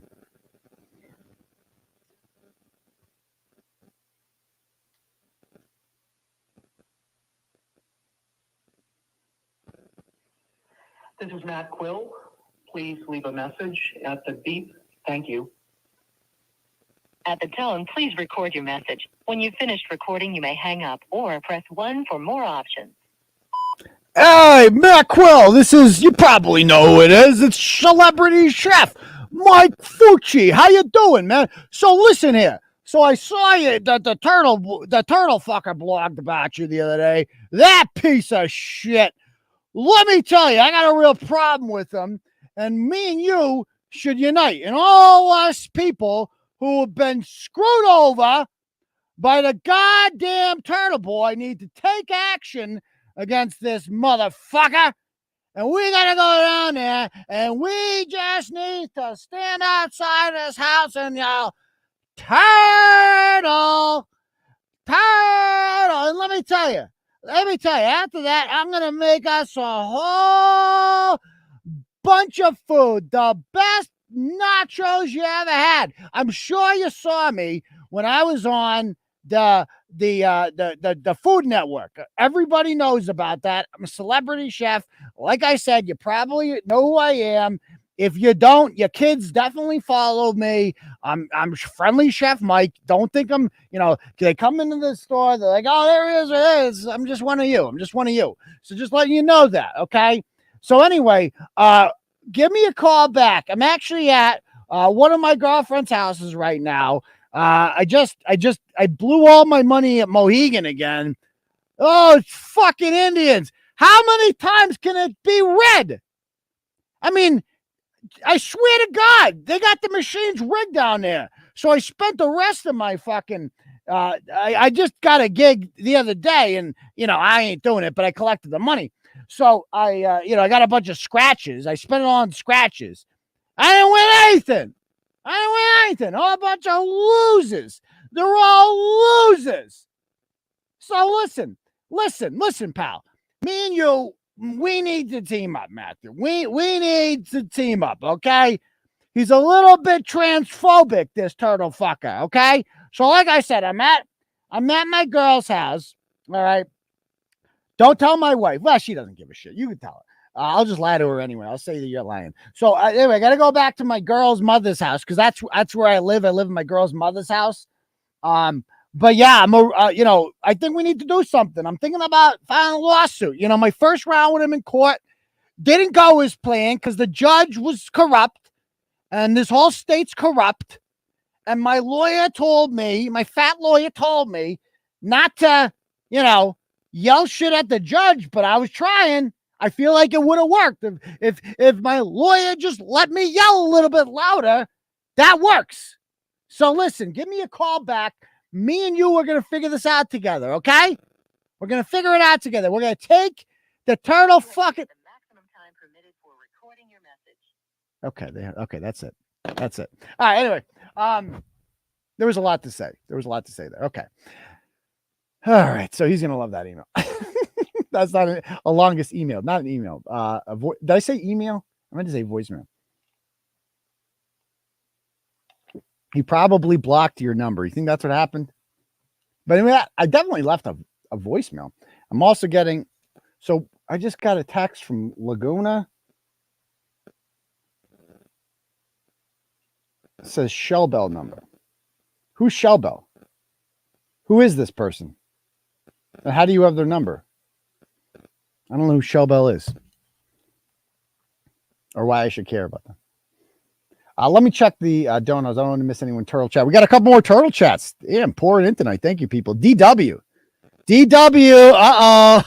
Sends $25 and says, shout out to Troll Homeo. So thank you again, Troll Homeo. Without you, I am fucking broke as shit. So Troll Homeo, so many people donate every week now in the name of Troll Homeo. My favorite troll on Twitter, who just spends all day yapping at me and whatever.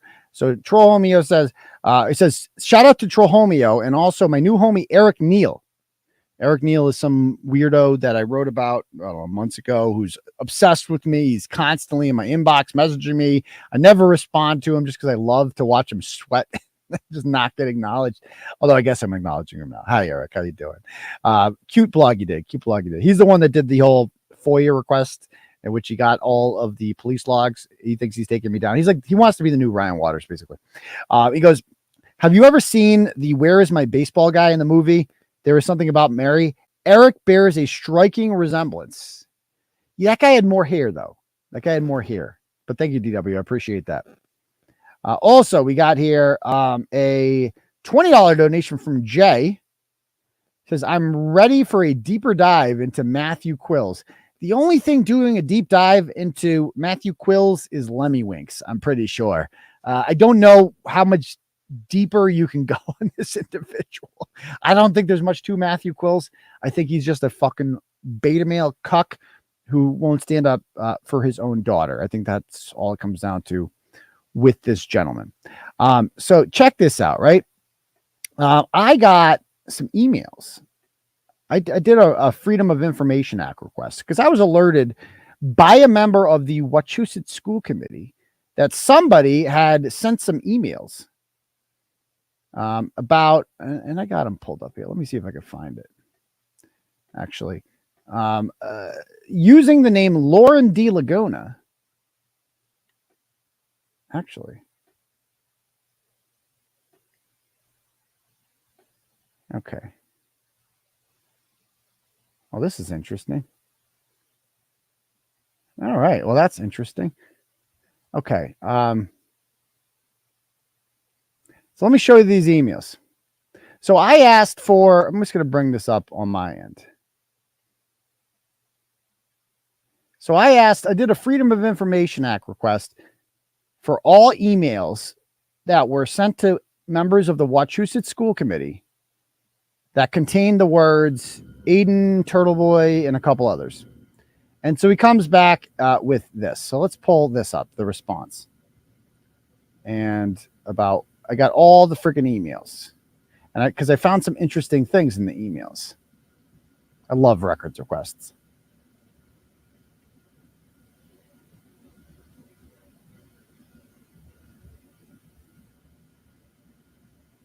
All right. Wait, did I share the wrong screen? No, wrong screen. One sec. There it is. Okay. So I got one here from the Chris Schustek. Says, can't say I'm a Turtleboy fan, but this makes for interesting reading.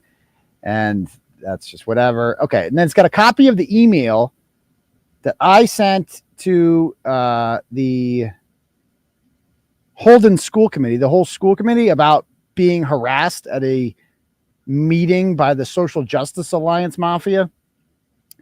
And I did get a couple, I saw the internal emails that people were talking about this. So this is one from a committee member by the name of Shana Brennan, who writes, do I have to reply to him? I cannot speak for the board, so I assume a threatening email like this will go straight to our attorney. Obviously, MGL states that no one can film without first notifying the chair.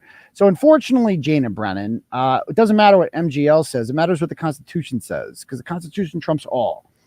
And I've got lawyers too. And so I can film whenever I want, and I don't need consent. My lawyer told me not to ask for consent. I will film wherever and whenever I please, and I will not inform you if I'm doing so.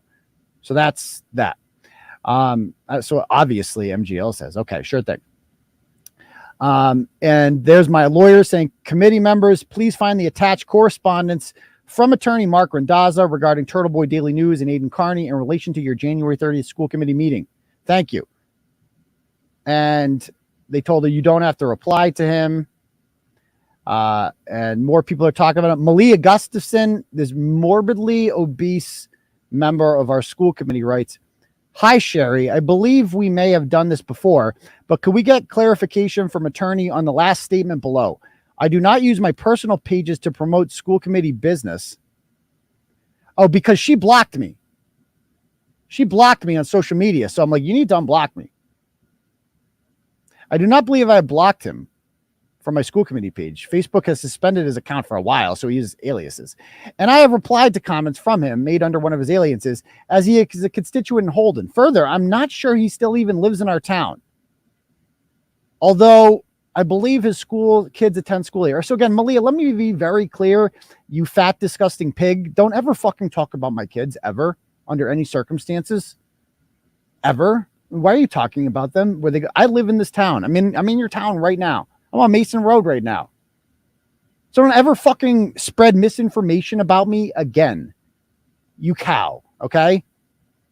Anyway, I get a little fired up when you talk about my kids. Thank you in advance, Malia Gustafson Ritz. She, her. Because this was my email. I said, I'm demanding that all members of the school committee respond to this email by stating whether or not they disavow this behavior and assure all citizens of Holden they will be safe at public meetings. Additionally, I'm demanding that members Lawrence, Sam, and Garrett, Malia Gustafson, and Selectman Curran all unblock my personal Facebook and Twitter accounts. Case law has been established, blah, blah, blah, blah, blah. So I told him to do that. So that's what that's in response to. It goes on. I'm doing a whole blog on this, by the way. This was on my list. It gets more interesting, though. So then there's I got to get to the good email.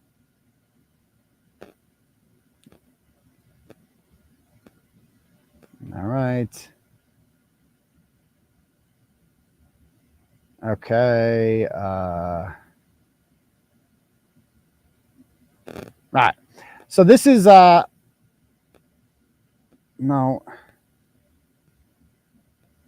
Okay. They're more talking about the whole thing. It's kind of boring, some stuff in here. Let me get to the good part.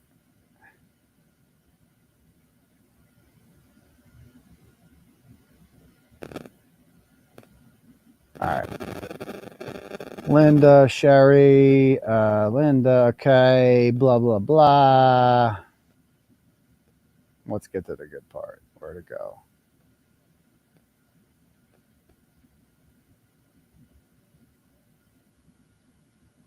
No, don't want that one. What's this one say? Who's this to?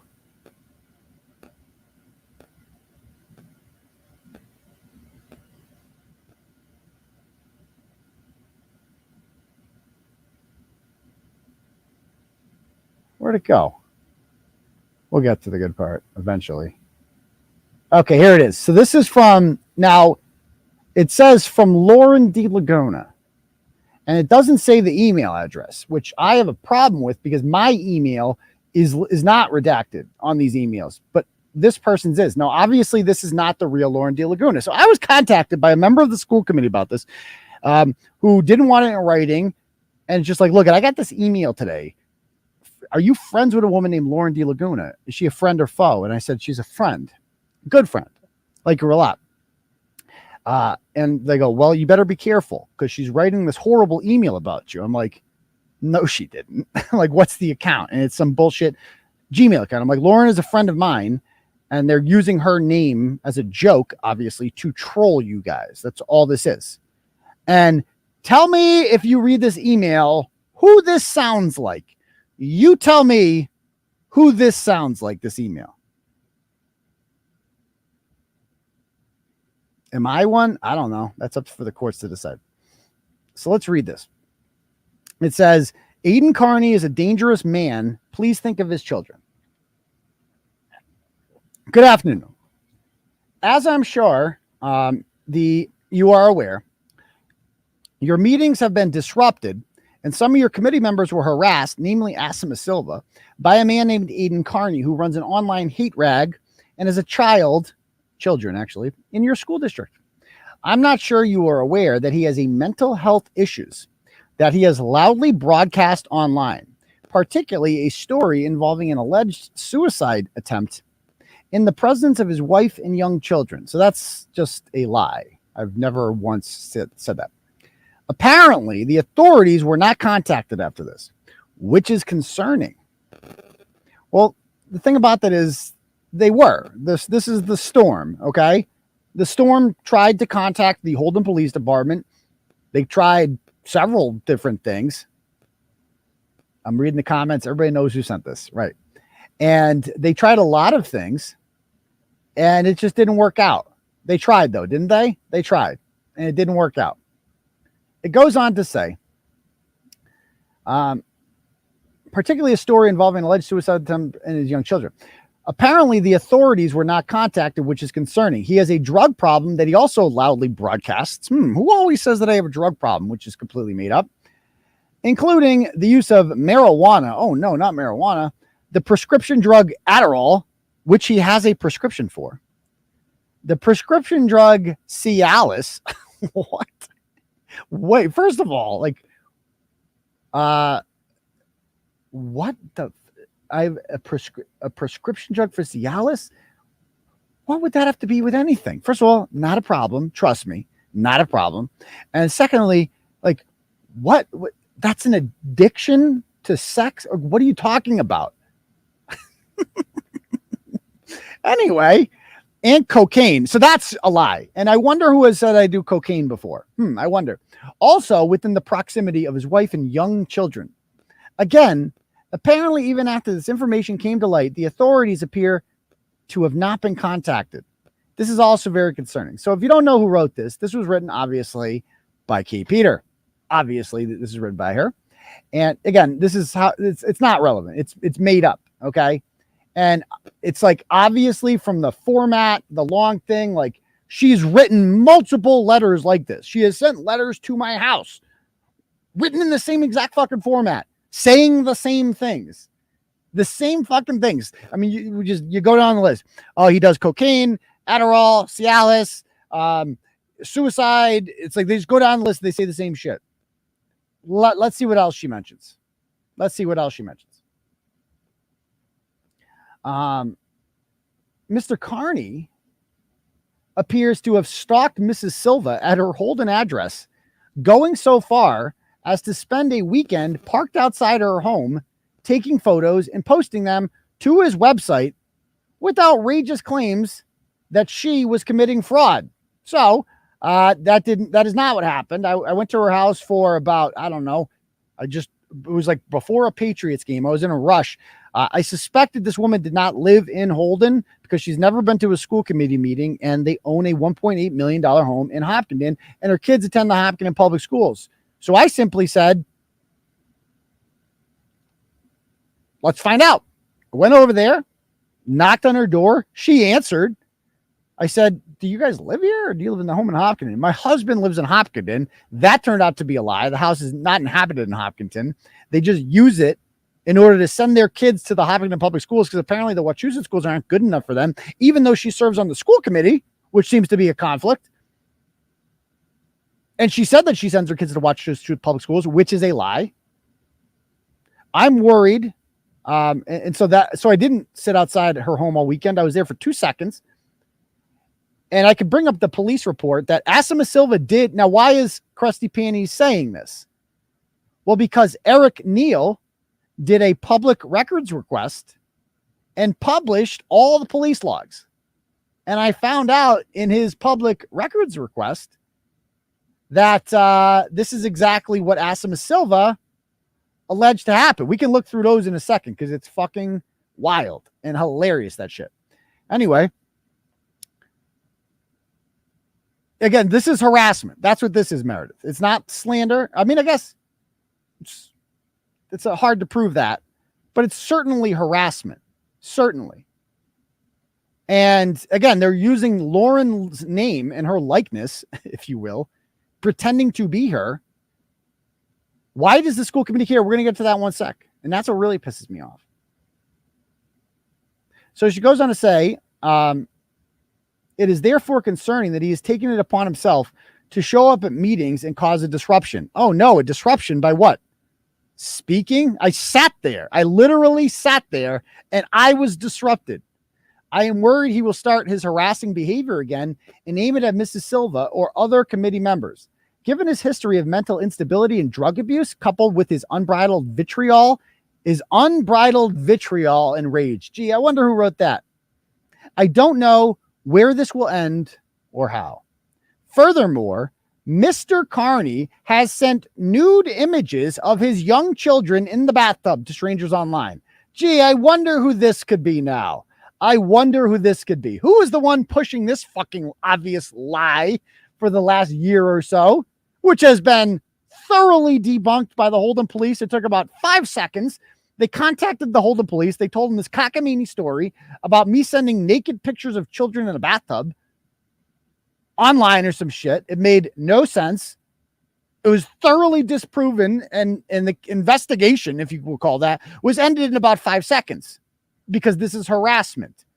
But apparently, Crusty Panties, Kate Peter, couldn't take the L. And this is from a woman who, by the way, has lost 2 of her children permanently for abuse.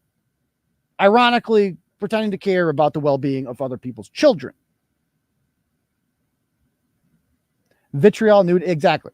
As well as authored threats to rape and murder the children. What? Posing as a different man. Whatever that means. It is unclear if the authorities were ever contacted about the nude images. You know you contacted them. However, it would appear the threats against the children have fallen on deaf ears within the court system. How would you know that? How would you know that? Like, I thought these were reported. Fallen on deaf ears. What does that mean? Fallen on deaf ears within the court system. Oh yeah, this has been brought up in court. And you know what judges have said over and over again? You're insane. Nothing you're saying makes sense. Nothing you're saying is backed up by any sort of evidence or facts. Go away. That's what that meant. It would appear the threats against the children have fallen on deaf ears. I am not only worried about the safety and well-being of your committee members and community, but most of all, his children. These are children who are members of your community and students in your school district. Sadly, I am afraid that if your community does not come together and protect these children, no one will. I fear that Mrs. Kearney is possibly being abused, as Mr. Kearney is openly engaging in all these troublesome activities, as well as numerous extramarital affairs. Gee, who likes to say the word extramarital affairs? Who always says that? Extramarital. Jeez, I wonder who the fuck that could be that would say something like that. Oh, geez. Ding, ding, ding. Oh, hi, Kate. You're not good at hiding this, dear.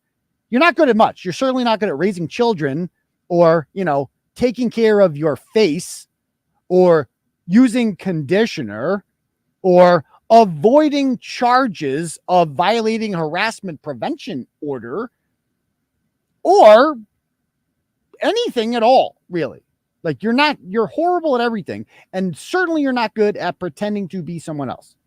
Because, again, come up with a synonym for extramarital affairs. Like only you use that word. Literally only you. No one else uses that word. Or clipping your toenails. Seriously, girl. Those aren't toenails. Those are talons. Openly online, and yet Mrs. Kearney appears to continue to allow. And then it got cut off. And I'm like, okay, so if you're on the school committee, right, and you get an email like this, what do you do? Now, keep in mind, this entire school committee, I have emailed them about stuff before, about like school closures and stuff. I have never once gotten an email back from any of these people about policies in schools. So they're not good enough to reply to me about serious issues of matters of public concern using my real name. But this is what Jana Brennan writes in response to the head of the school committee. Hi, I don't know if this woman lives in our district.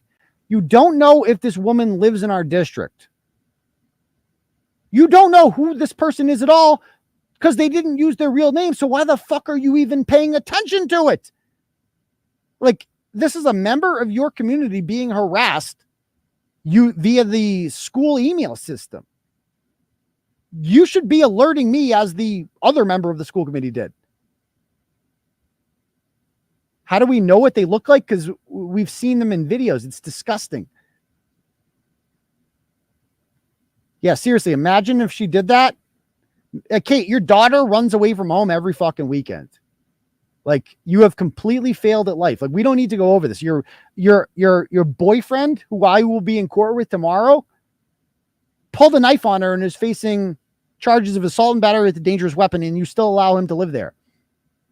You are literally the worst parent who has ever existed. And you're mad at me because I'm a good parent, and unlike you, I don't have problems like you do. You tried to invent these problems. I don't have them. You do. So this is what she writes. I don't know if this woman lives in our district, but regardless, are we required to forward these claims to the police? No, bitch, you aren't. What the fuck is wrong with you? I don't know if there's any evidence to these claims. No, there's not, because they didn't fucking send any.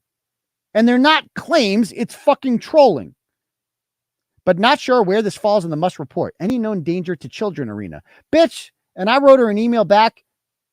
Don't ever fucking mention my kids again, bitch. I don't know who the fuck you think you're talking to or talking about, my children. Don't ever mention my children again in an email and their safety. Because I've criticized you before, Jana Brennan, but I leave your kids out of it. We can change that if you want. We can start putting your children up on, if you'd like. I'm not going to do that because I'm not a piece of shit like you, but I could. I'm not, because I'm a better person than you. But just consider that before ever mentioning my children again, ever, under any circumstances. So she writes that. And, oh, by the way, this is the end of the email that okay, so this is, I missed the rest of this email. And yet Mrs. Kearney appears to continue to allow Mr. Kearney to reside in the house with the children in Kentucky. And that she always points that out. She's so obsessed with where I live. Like that really, she was convinced that like, oh, I got the jerk off videos. He's going to be homeless. Sam, I'm not though. I'm not, because you don't need to know about my situation. It is what it is. It's none of your business. You don't need to worry about that. Doesn't affect you at all. I'm not breaking any laws. No one's getting hurt. No one gives a shit. Okay. Live and let live. That's what I say. Anyway, it goes on. The email goes on to say, if any of you require any further documentation. Oh, no, he goes, right in his house with the children and conduct his hateful and potentially dangerous antics with apparent impunity. Impunity? What? If any of you require further documentation, who loves to say the word documentation relating to any concerns I have raised, I am happy to provide it. I do understand Mr. Kearney has a right to show up to your public meetings and record them. And unfortunately, that right extends to the inflammatory and derogatory spin he puts on the footage when he posts it. However, as I am sure you can understand as an outsider looking in, it is difficult not to sense the possibility of some danger in his conduct. Above all else, there is a growing number of us in the online community. Who always says that? Growing number of us. We are legion, right, Kate? Who are increasingly concerned about the safety, well-being, and stability of his young children. Oh, they're so concerned. They are innocents. Again, imagine, Kate, maybe you should worry about your own children because they're all fucked up because of you. You did that. They're fucked up because you're fucked up. They are innocents who were not given the benefit of choosing their father. But the thing about me is, Kate, like I don't give a shit what you say because like my kids love me. Like they love me a lot. Yesterday, I took my son to the Taunton basketball to watch North game because he loves North and he loves it. And we're getting into March Madness and all this stuff. He loves it. Like I see them every day. I read them books every day. I do shit with them. I'm active. I go to my daughter's cheer competitions. You never did any of that stuff and you never will because you're a failure as a parent and you brought kids into this world because you wanted to neglect them and you didn't care about them when they were born because you have no soul. And I think you're mad because you look at me and you're like, man, that guy's got fucking everything. He's got a house. He's got kids that he actually has and who love him and he takes care of them.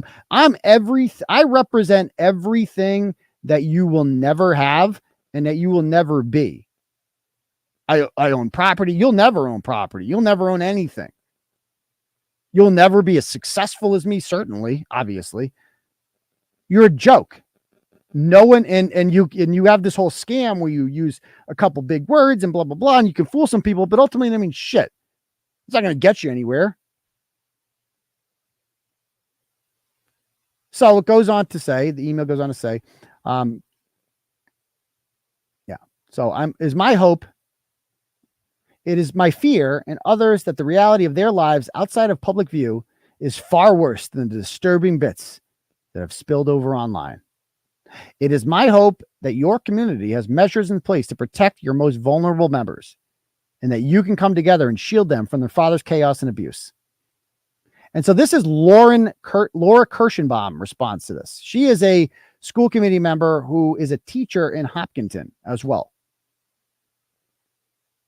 And she says, she actually responds to it and says, "Dear Miss Laguna." And this is where Lauren could get involved here, because now you have someone, a school committee member in writing, responding to who she perceives to be you and is addressing you. It says, "Dear Miss Laguna, the allegations you articulate in your email are concerning." Imagine fucking this. Imagine being that fucking stupid that you fell for this. Imagine that's concerning. Laura Kirschenbaum did not respond to any of my emails about school closures. None of them. But she will respond to laurenlaguna@gmail.com. If you suspect abuse and have evidence to back up your statements, I recommend you contact DCF directly, and she sends her a link. So this horrible woman urges a stranger who she doesn't know to contact DCF to interfere with my family life. Well, I can do that too, Laura Kirschenbaum. How about we start calling DCF on you? You got kids too, right? Would you like it if we interfered with that? We can make your life really difficult, Laura. Really difficult. Because you're trying to interfere in my life. Don't ever fucking do that. Don't you ever do that. Ever. You and I are going to have some serious problems. Me and your husband too. We're going to have some serious fucking problems if you ever do that again. Oh, I hate him. Yeah, trust me. Kate does not need a link to DCF. She does not need a link to DCF. So she actually wrote that. And then somebody says, "Hi, Jana. It is not in the school committee purview to do anything with these claims. I spoke to Dr. Riley and copied him on my reply to her. I did suggest to her that if she's concerned for the well-being of the children, that she contact local authorities for an appropriate investigation." But why are you responding at all? They didn't say who they were. Like, it's obviously not real. And then Matthew Lavoie, one of the only reasonable people, says, "A quick Google search indicates this woman may reside in California and runs a for-profit YouTube channel. I believe media inquiries should be addressed as such, and we have policy around this." And I think that is the rest of the email. So that's my public records request with that. So that's what Krusty Panties has been up to. Again, if they want to do this the hard way, I live in town too. We can do it the hard way. You guys want to see the Rian Waters emails? Should I bring them up? You got to see these. These are equally crazy. Actually, I probably have them here.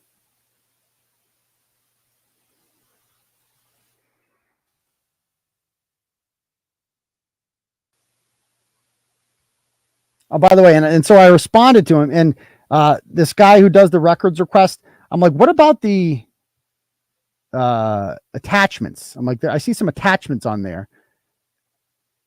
And oh my gosh, look what they put for the attachments. You want to see the attachments that they put? Check this out. I'm just seeing these now. So this was a temporary harassment order that Genduso got at an ex parte hearing against me in Concord, New Hampshire. Of course, there was a hearing a week later. I went up there. I won. I've played the audio. It's fucking wild. I won. I made her look stupid. And as a result, her fiance dumped her because he was so disgusted about hearing about the revenge porn on there. So that's what that document is. What else does she have here? What's this? Same shit. Okay. Genduso. All right. What's this? This is the Asima Silva police report. And it says that a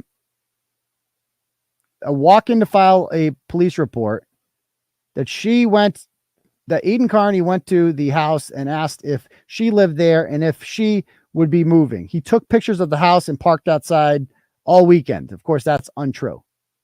What's this?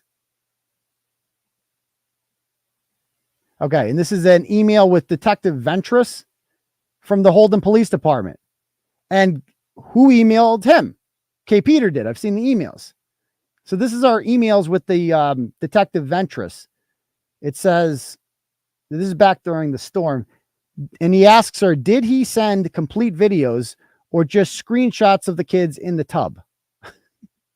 And no, look down here. It even says her name. Here you go. Kate, the detective says, thanks for all the information you've sent me. Can you please send me the original screenshot of Aidan sending the video of his children to the spoof number? Not the one that's in your blog, but the original one showing his number. And so I talked to Detective Ventris about this, and I'm like telling him, I'm like, I've never sent any videos. Ask him to show the video. I never could send any videos of my kids in the tub. And she couldn't fucking provide it because it's made up. She's just making shit up. She tried that fucking hard. So this is the evidence that she provided that this idiots took seriously on the school committee. What's this? Okay, something about, I don't even know. Something about, this is probably from the storm. I don't even know what. Okay, on the above date, I was requested to a party at the lobby regarding a suspicious incident. I met with Asima Silva, who relayed the following information. Silva stated she was at her residence at blank in the morning at approximately 1 p.m. Someone knocked on the front door. Upon entering the door, she observed a male at the door. The male asked Silva if she lived there and if her name was Silva. The male then asked her if she was planning to move anytime soon and if she owned any of the properties. Silva stated the male was a white male wearing a t-shirt, shorts, and sneakers. Upon leaving, the male, who now identified himself as Aidan Kearney, stated something. And I think I ran against you for school committee. I think that would have given her up, so they had to redact that. And she now recalled who he was, but was very confused as to why he was at the door asking if he lived there and if she was moving. Mr. Kearney then turned and left, but took several pictures of the home before leaving. He took one picture. Silva stated that he left in a white CRV, possibly a Honda. What other kind of CRVs are there? She stated that he observed a white vehicle matching the same description as the one Mr. Kearney was driving in her neighborhood Friday and Saturday. She thought it was people visiting her neighbors, but now believes it was Mr. Kearney. So we're just making shit up now. Like, she saw a white Honda CRV, and so it must have been fucking me. It had to be. There's no other one. It's an unpopular car. No one drives a Honda CRV. Silva was advised to call 911 if he returns to the residence and install a Ring camera if possible to record future encounters. She also stated she had no interactions with Mr. Kearney, Silva, and has no idea why he showed up at the home today. Yeah. Well, I showed up to see if you live there. And as it turns out, you own property in Hopkins, which is where you sent your kids. What's this one? Oh, this is the kids in the bathtub. Okay, so this is the big thing. From my phone, tell Leah I said hi 2 or times. Where'd you go? And it's a screenshot, and there's no nudity in the screenshots whatsoever at all. And again, long story. There's nothing in there. It's nonsense. What's this? Oh, Rian Waters. Screenshots of Rian Waters and blogged that. They got, case closed. It's blogged that. Lounge Lizard's been up to something, and that's it. That's the totality of the screenshots. Yeah. So there's that.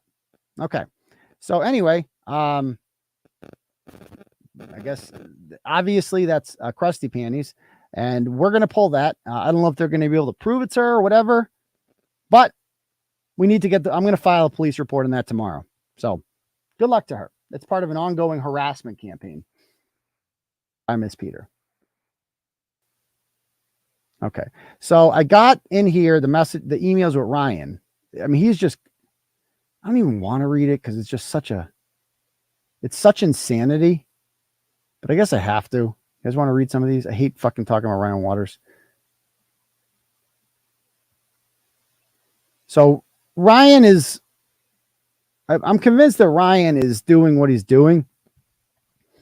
And the reason he's not stopping is because Ryan truly believes that I'm going to jail eventually, that I've committed some crime against him. And he's a legal genius and everyone else is stupid.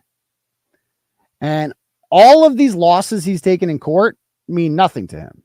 because it's just stupid judges in his mind. They're not smart like he is. So let me pull this up. I'm just downloading these images real quick to bring them up on my end. Okay. And make sure I have the emails. Okay.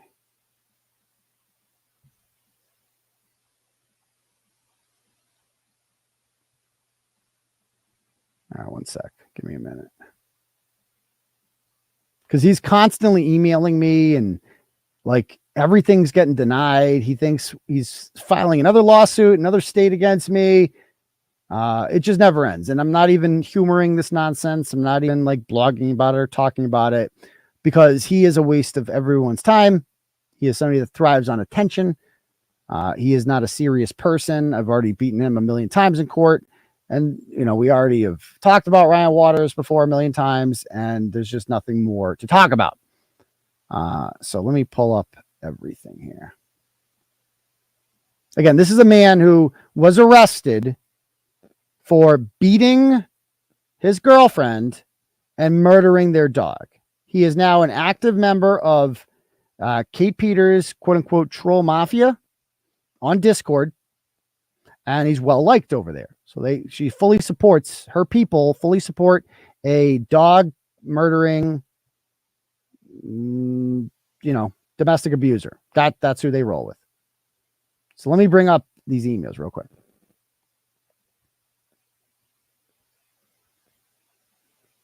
All right. So this is Ryan on Discord saying, homeboy is definitely delusional. In his mind, he thinks that if he threatens witnesses and attacks children, that I will one day accept his boot on my face. Then he asks, if I lose the case, am I going to accept that I will never get a fair trial? Bitch, I play to win. You are shooting yourself. This is what he writes. Okay, Ryan, sure thing.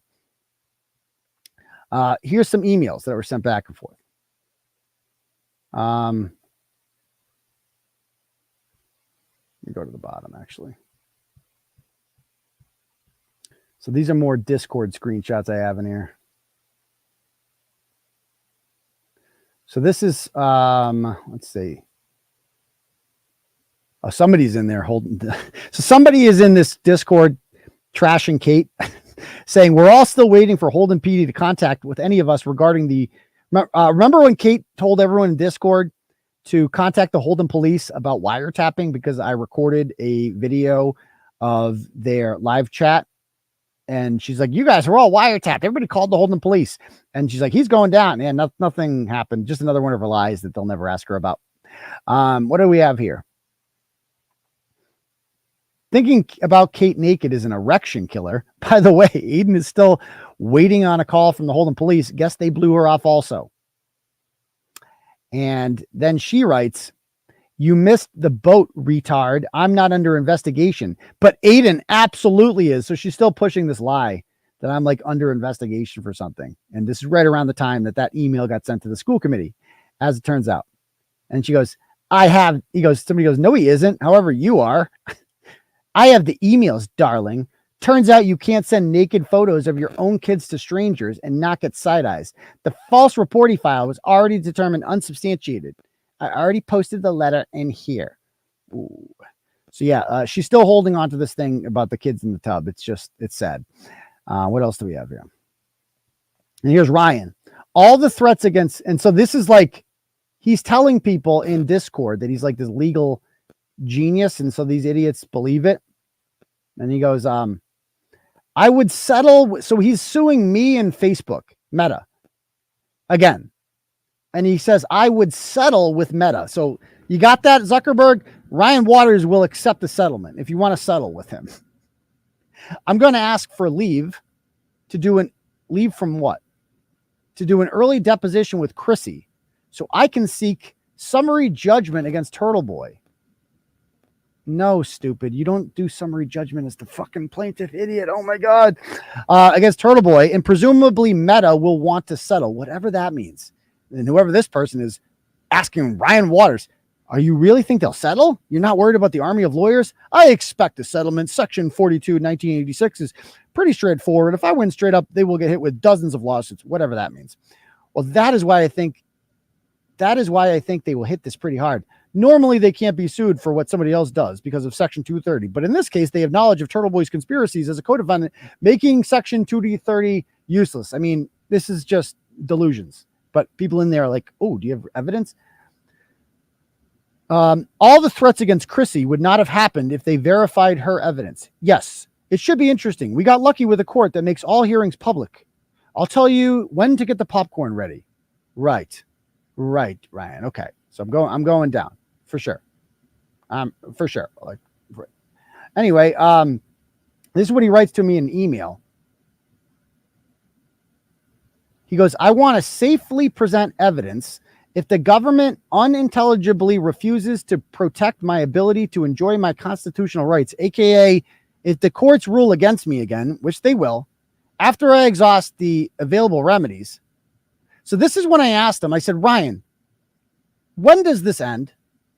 What are we doing here? I'm like, I know you think that I'm going to go to jail and you're going to sue me, but I'm not. So my question is, when does it end? And I've asked this before. And I think in his mind, it doesn't end until I'm in jail, which is not going to happen. So it's never going to end. Like, this is what we're dealing with somebody who really believes this. And so in his mind, this cannot possibly end until I'm in jail. Therefore, it cannot possibly end. After I have a right to make, so I go, what happens? How does this end? He goes, if it gets denied, after I exhaust the available remedies, I have a right to take measures necessary for my safety, prosperity, and happiness. So what does that mean, Ryan? Is that a threat? What does that mean? Sounds like a threat.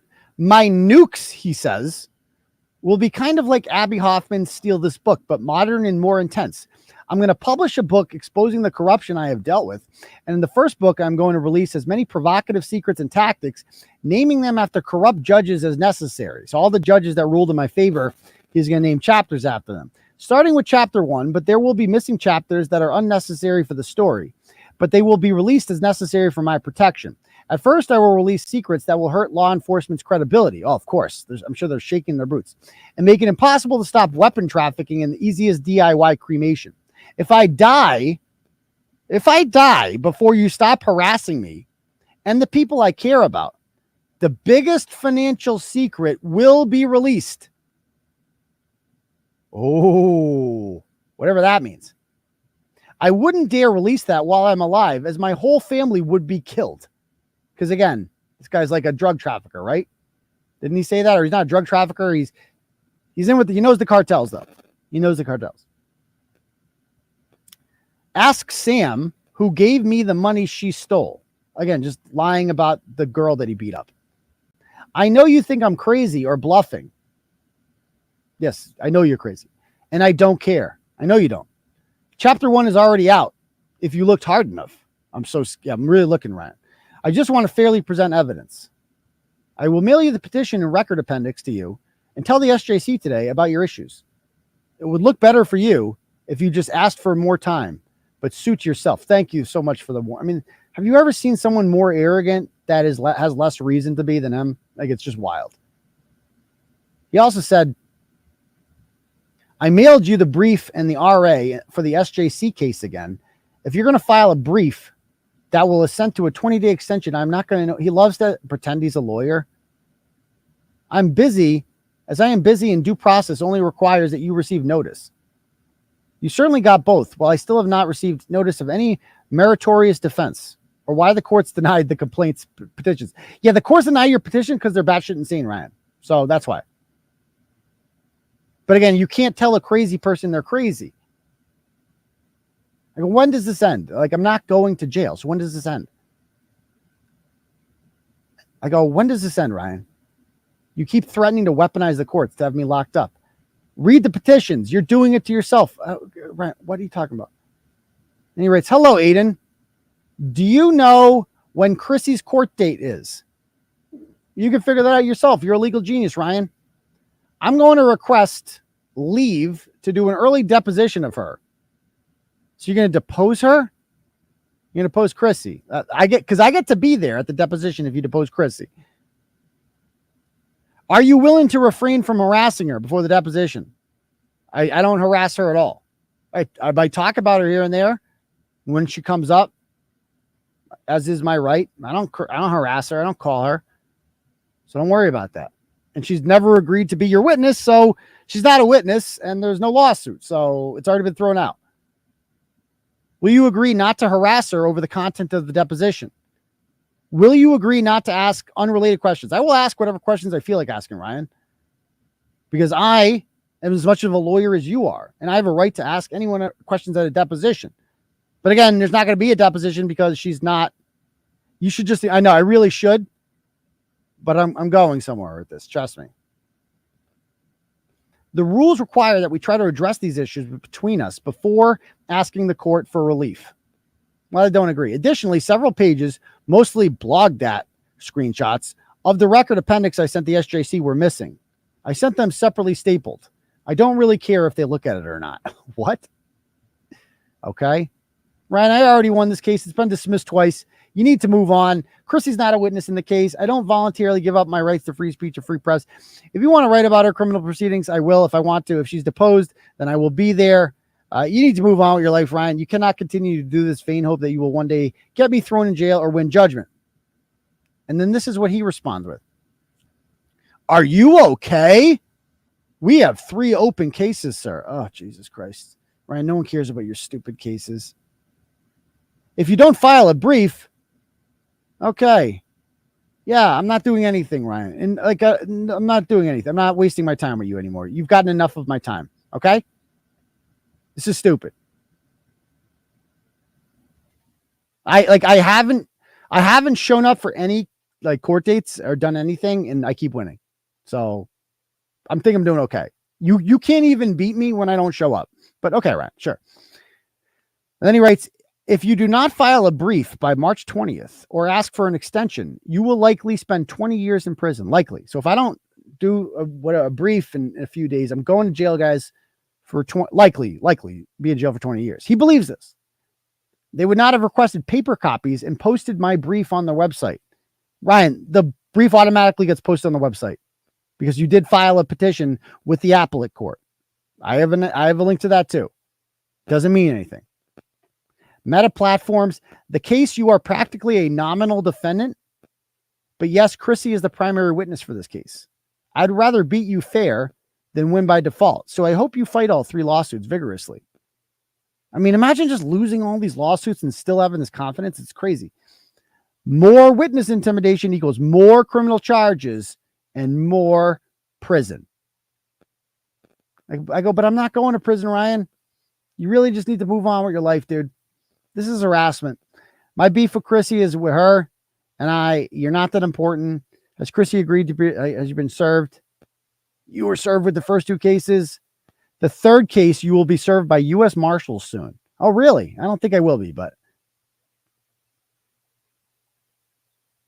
now you have to accept it. I told you I would file more cases if you harassed that little girl. The little girl is the grown woman who was drugged out and fell on him in the middle of Lauren Laguna's interview with him.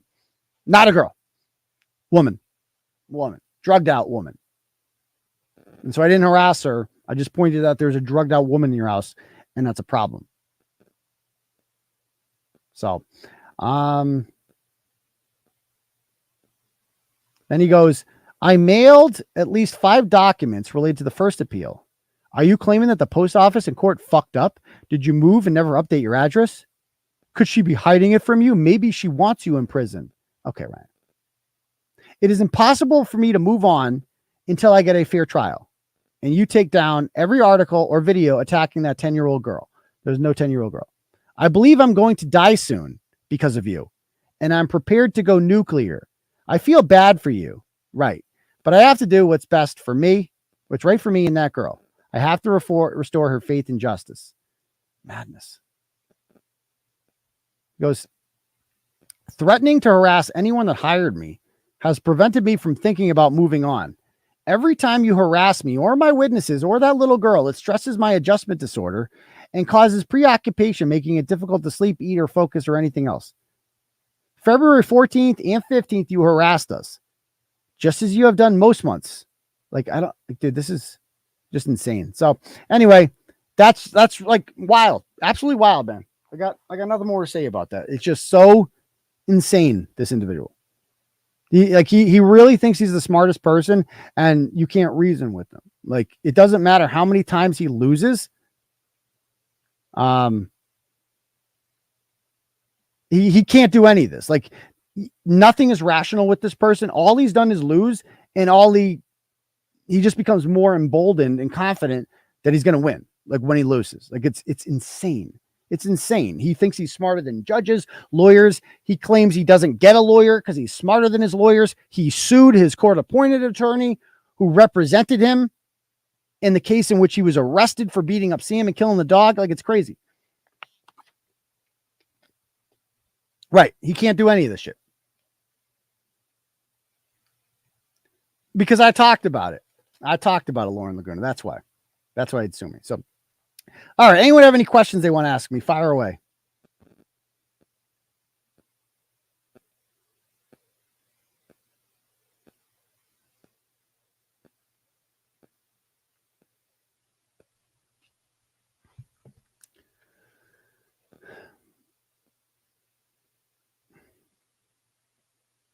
It's madness. It's madness. He sued Maura Healy. He sued the state police. He sued the Palmer police.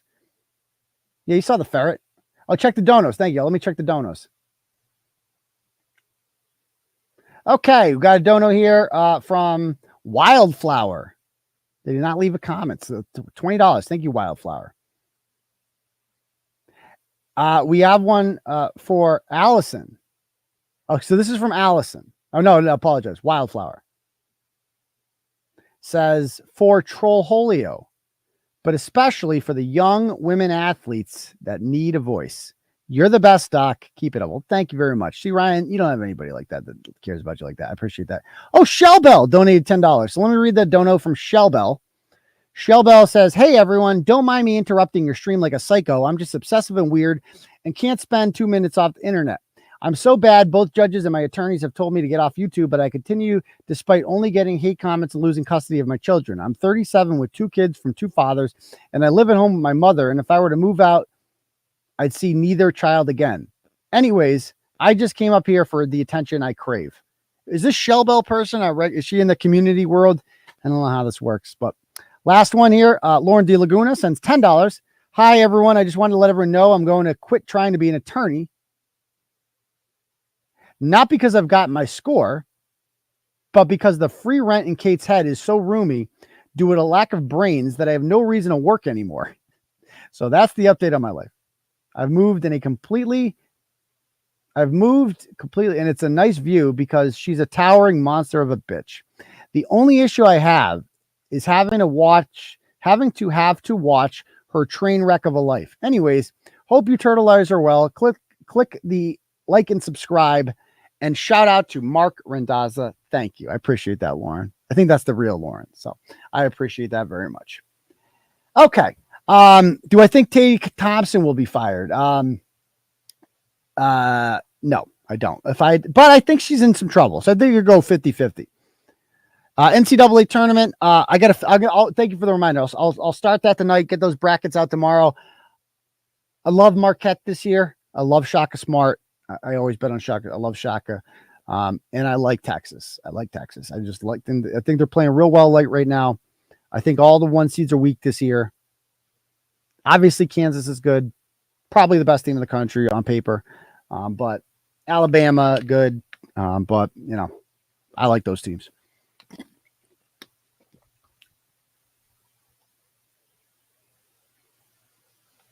God, I love Trollholio.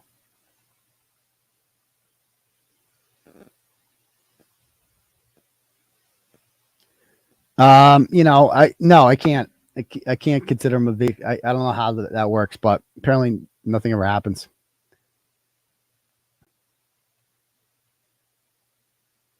Because anyone could sue anyone. That's the problem, and he just goes to different courts, and it's just wild. My final 4. I think I had in my final 4. I got to look at it again. I picked. Oh, wait, there was a game tonight, wasn't there? Wasn't the first playing game tonight? Was it? It's not the Arizona State game, right? I think it was the other one. I'm going to go NCAA men's scores. And, it's Pittsburgh is beating Mississippi State. Okay. So those teams are such garbage anyway. There's too many teams in the field. I liked in my bracket, I didn't have Alabama. That was the hardest bracket, the Alabama bracket, because, I've picked Arizona in years past, and they always let you down. And then Baylor's in that bracket, but they're not as good as they've been in years past. And Virginia's in that bracket. I haven't decided that one yet. But I like Marquette in the lower bracket. I love Marquette. And I love Texas. And I forget who I picked in my last one. Can Dump Truck be in Ratchet Madness? Oh, she's going to be a 1 seed. That's already decided. Did I see Bret challenge me to an MMA fight the other day? No, because I don't watch Bret's show, and neither does anyone else. So Bret just wants attention. Bret, how are you going to get to the MMA show, dude? How would you get there? First of all, I'd fucking destroy you, dude. Like, I work out. I'm athletic. I would kick your fucking ass. Everyone knows that. You're dying. You're like a geriatric dude. You're fat and useless. I would fucking destroy you. So you don't want me to do that to you. Trust me. Did I get a lot of snow? Way too much. Way too much snow.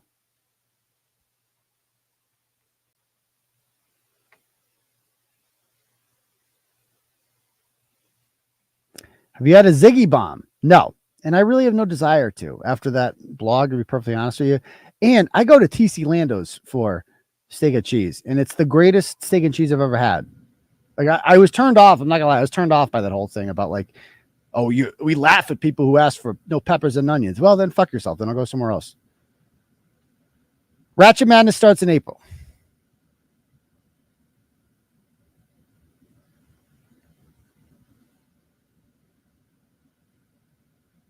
Exactly. Like, come on.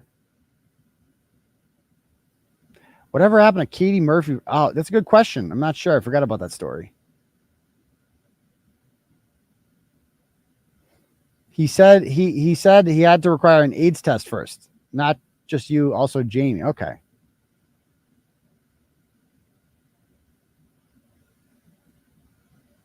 TC Lando's is great. It's fucking so good, man. Everything there is good. I highly recommend it if you have a TC Lando's in and around you. There's a chain. There's one in Leominster, one in Clinton, one in Acton. I don't know if there's any more, but. All right, guys. So it's getting kind of late. Holy shit, these streams are long.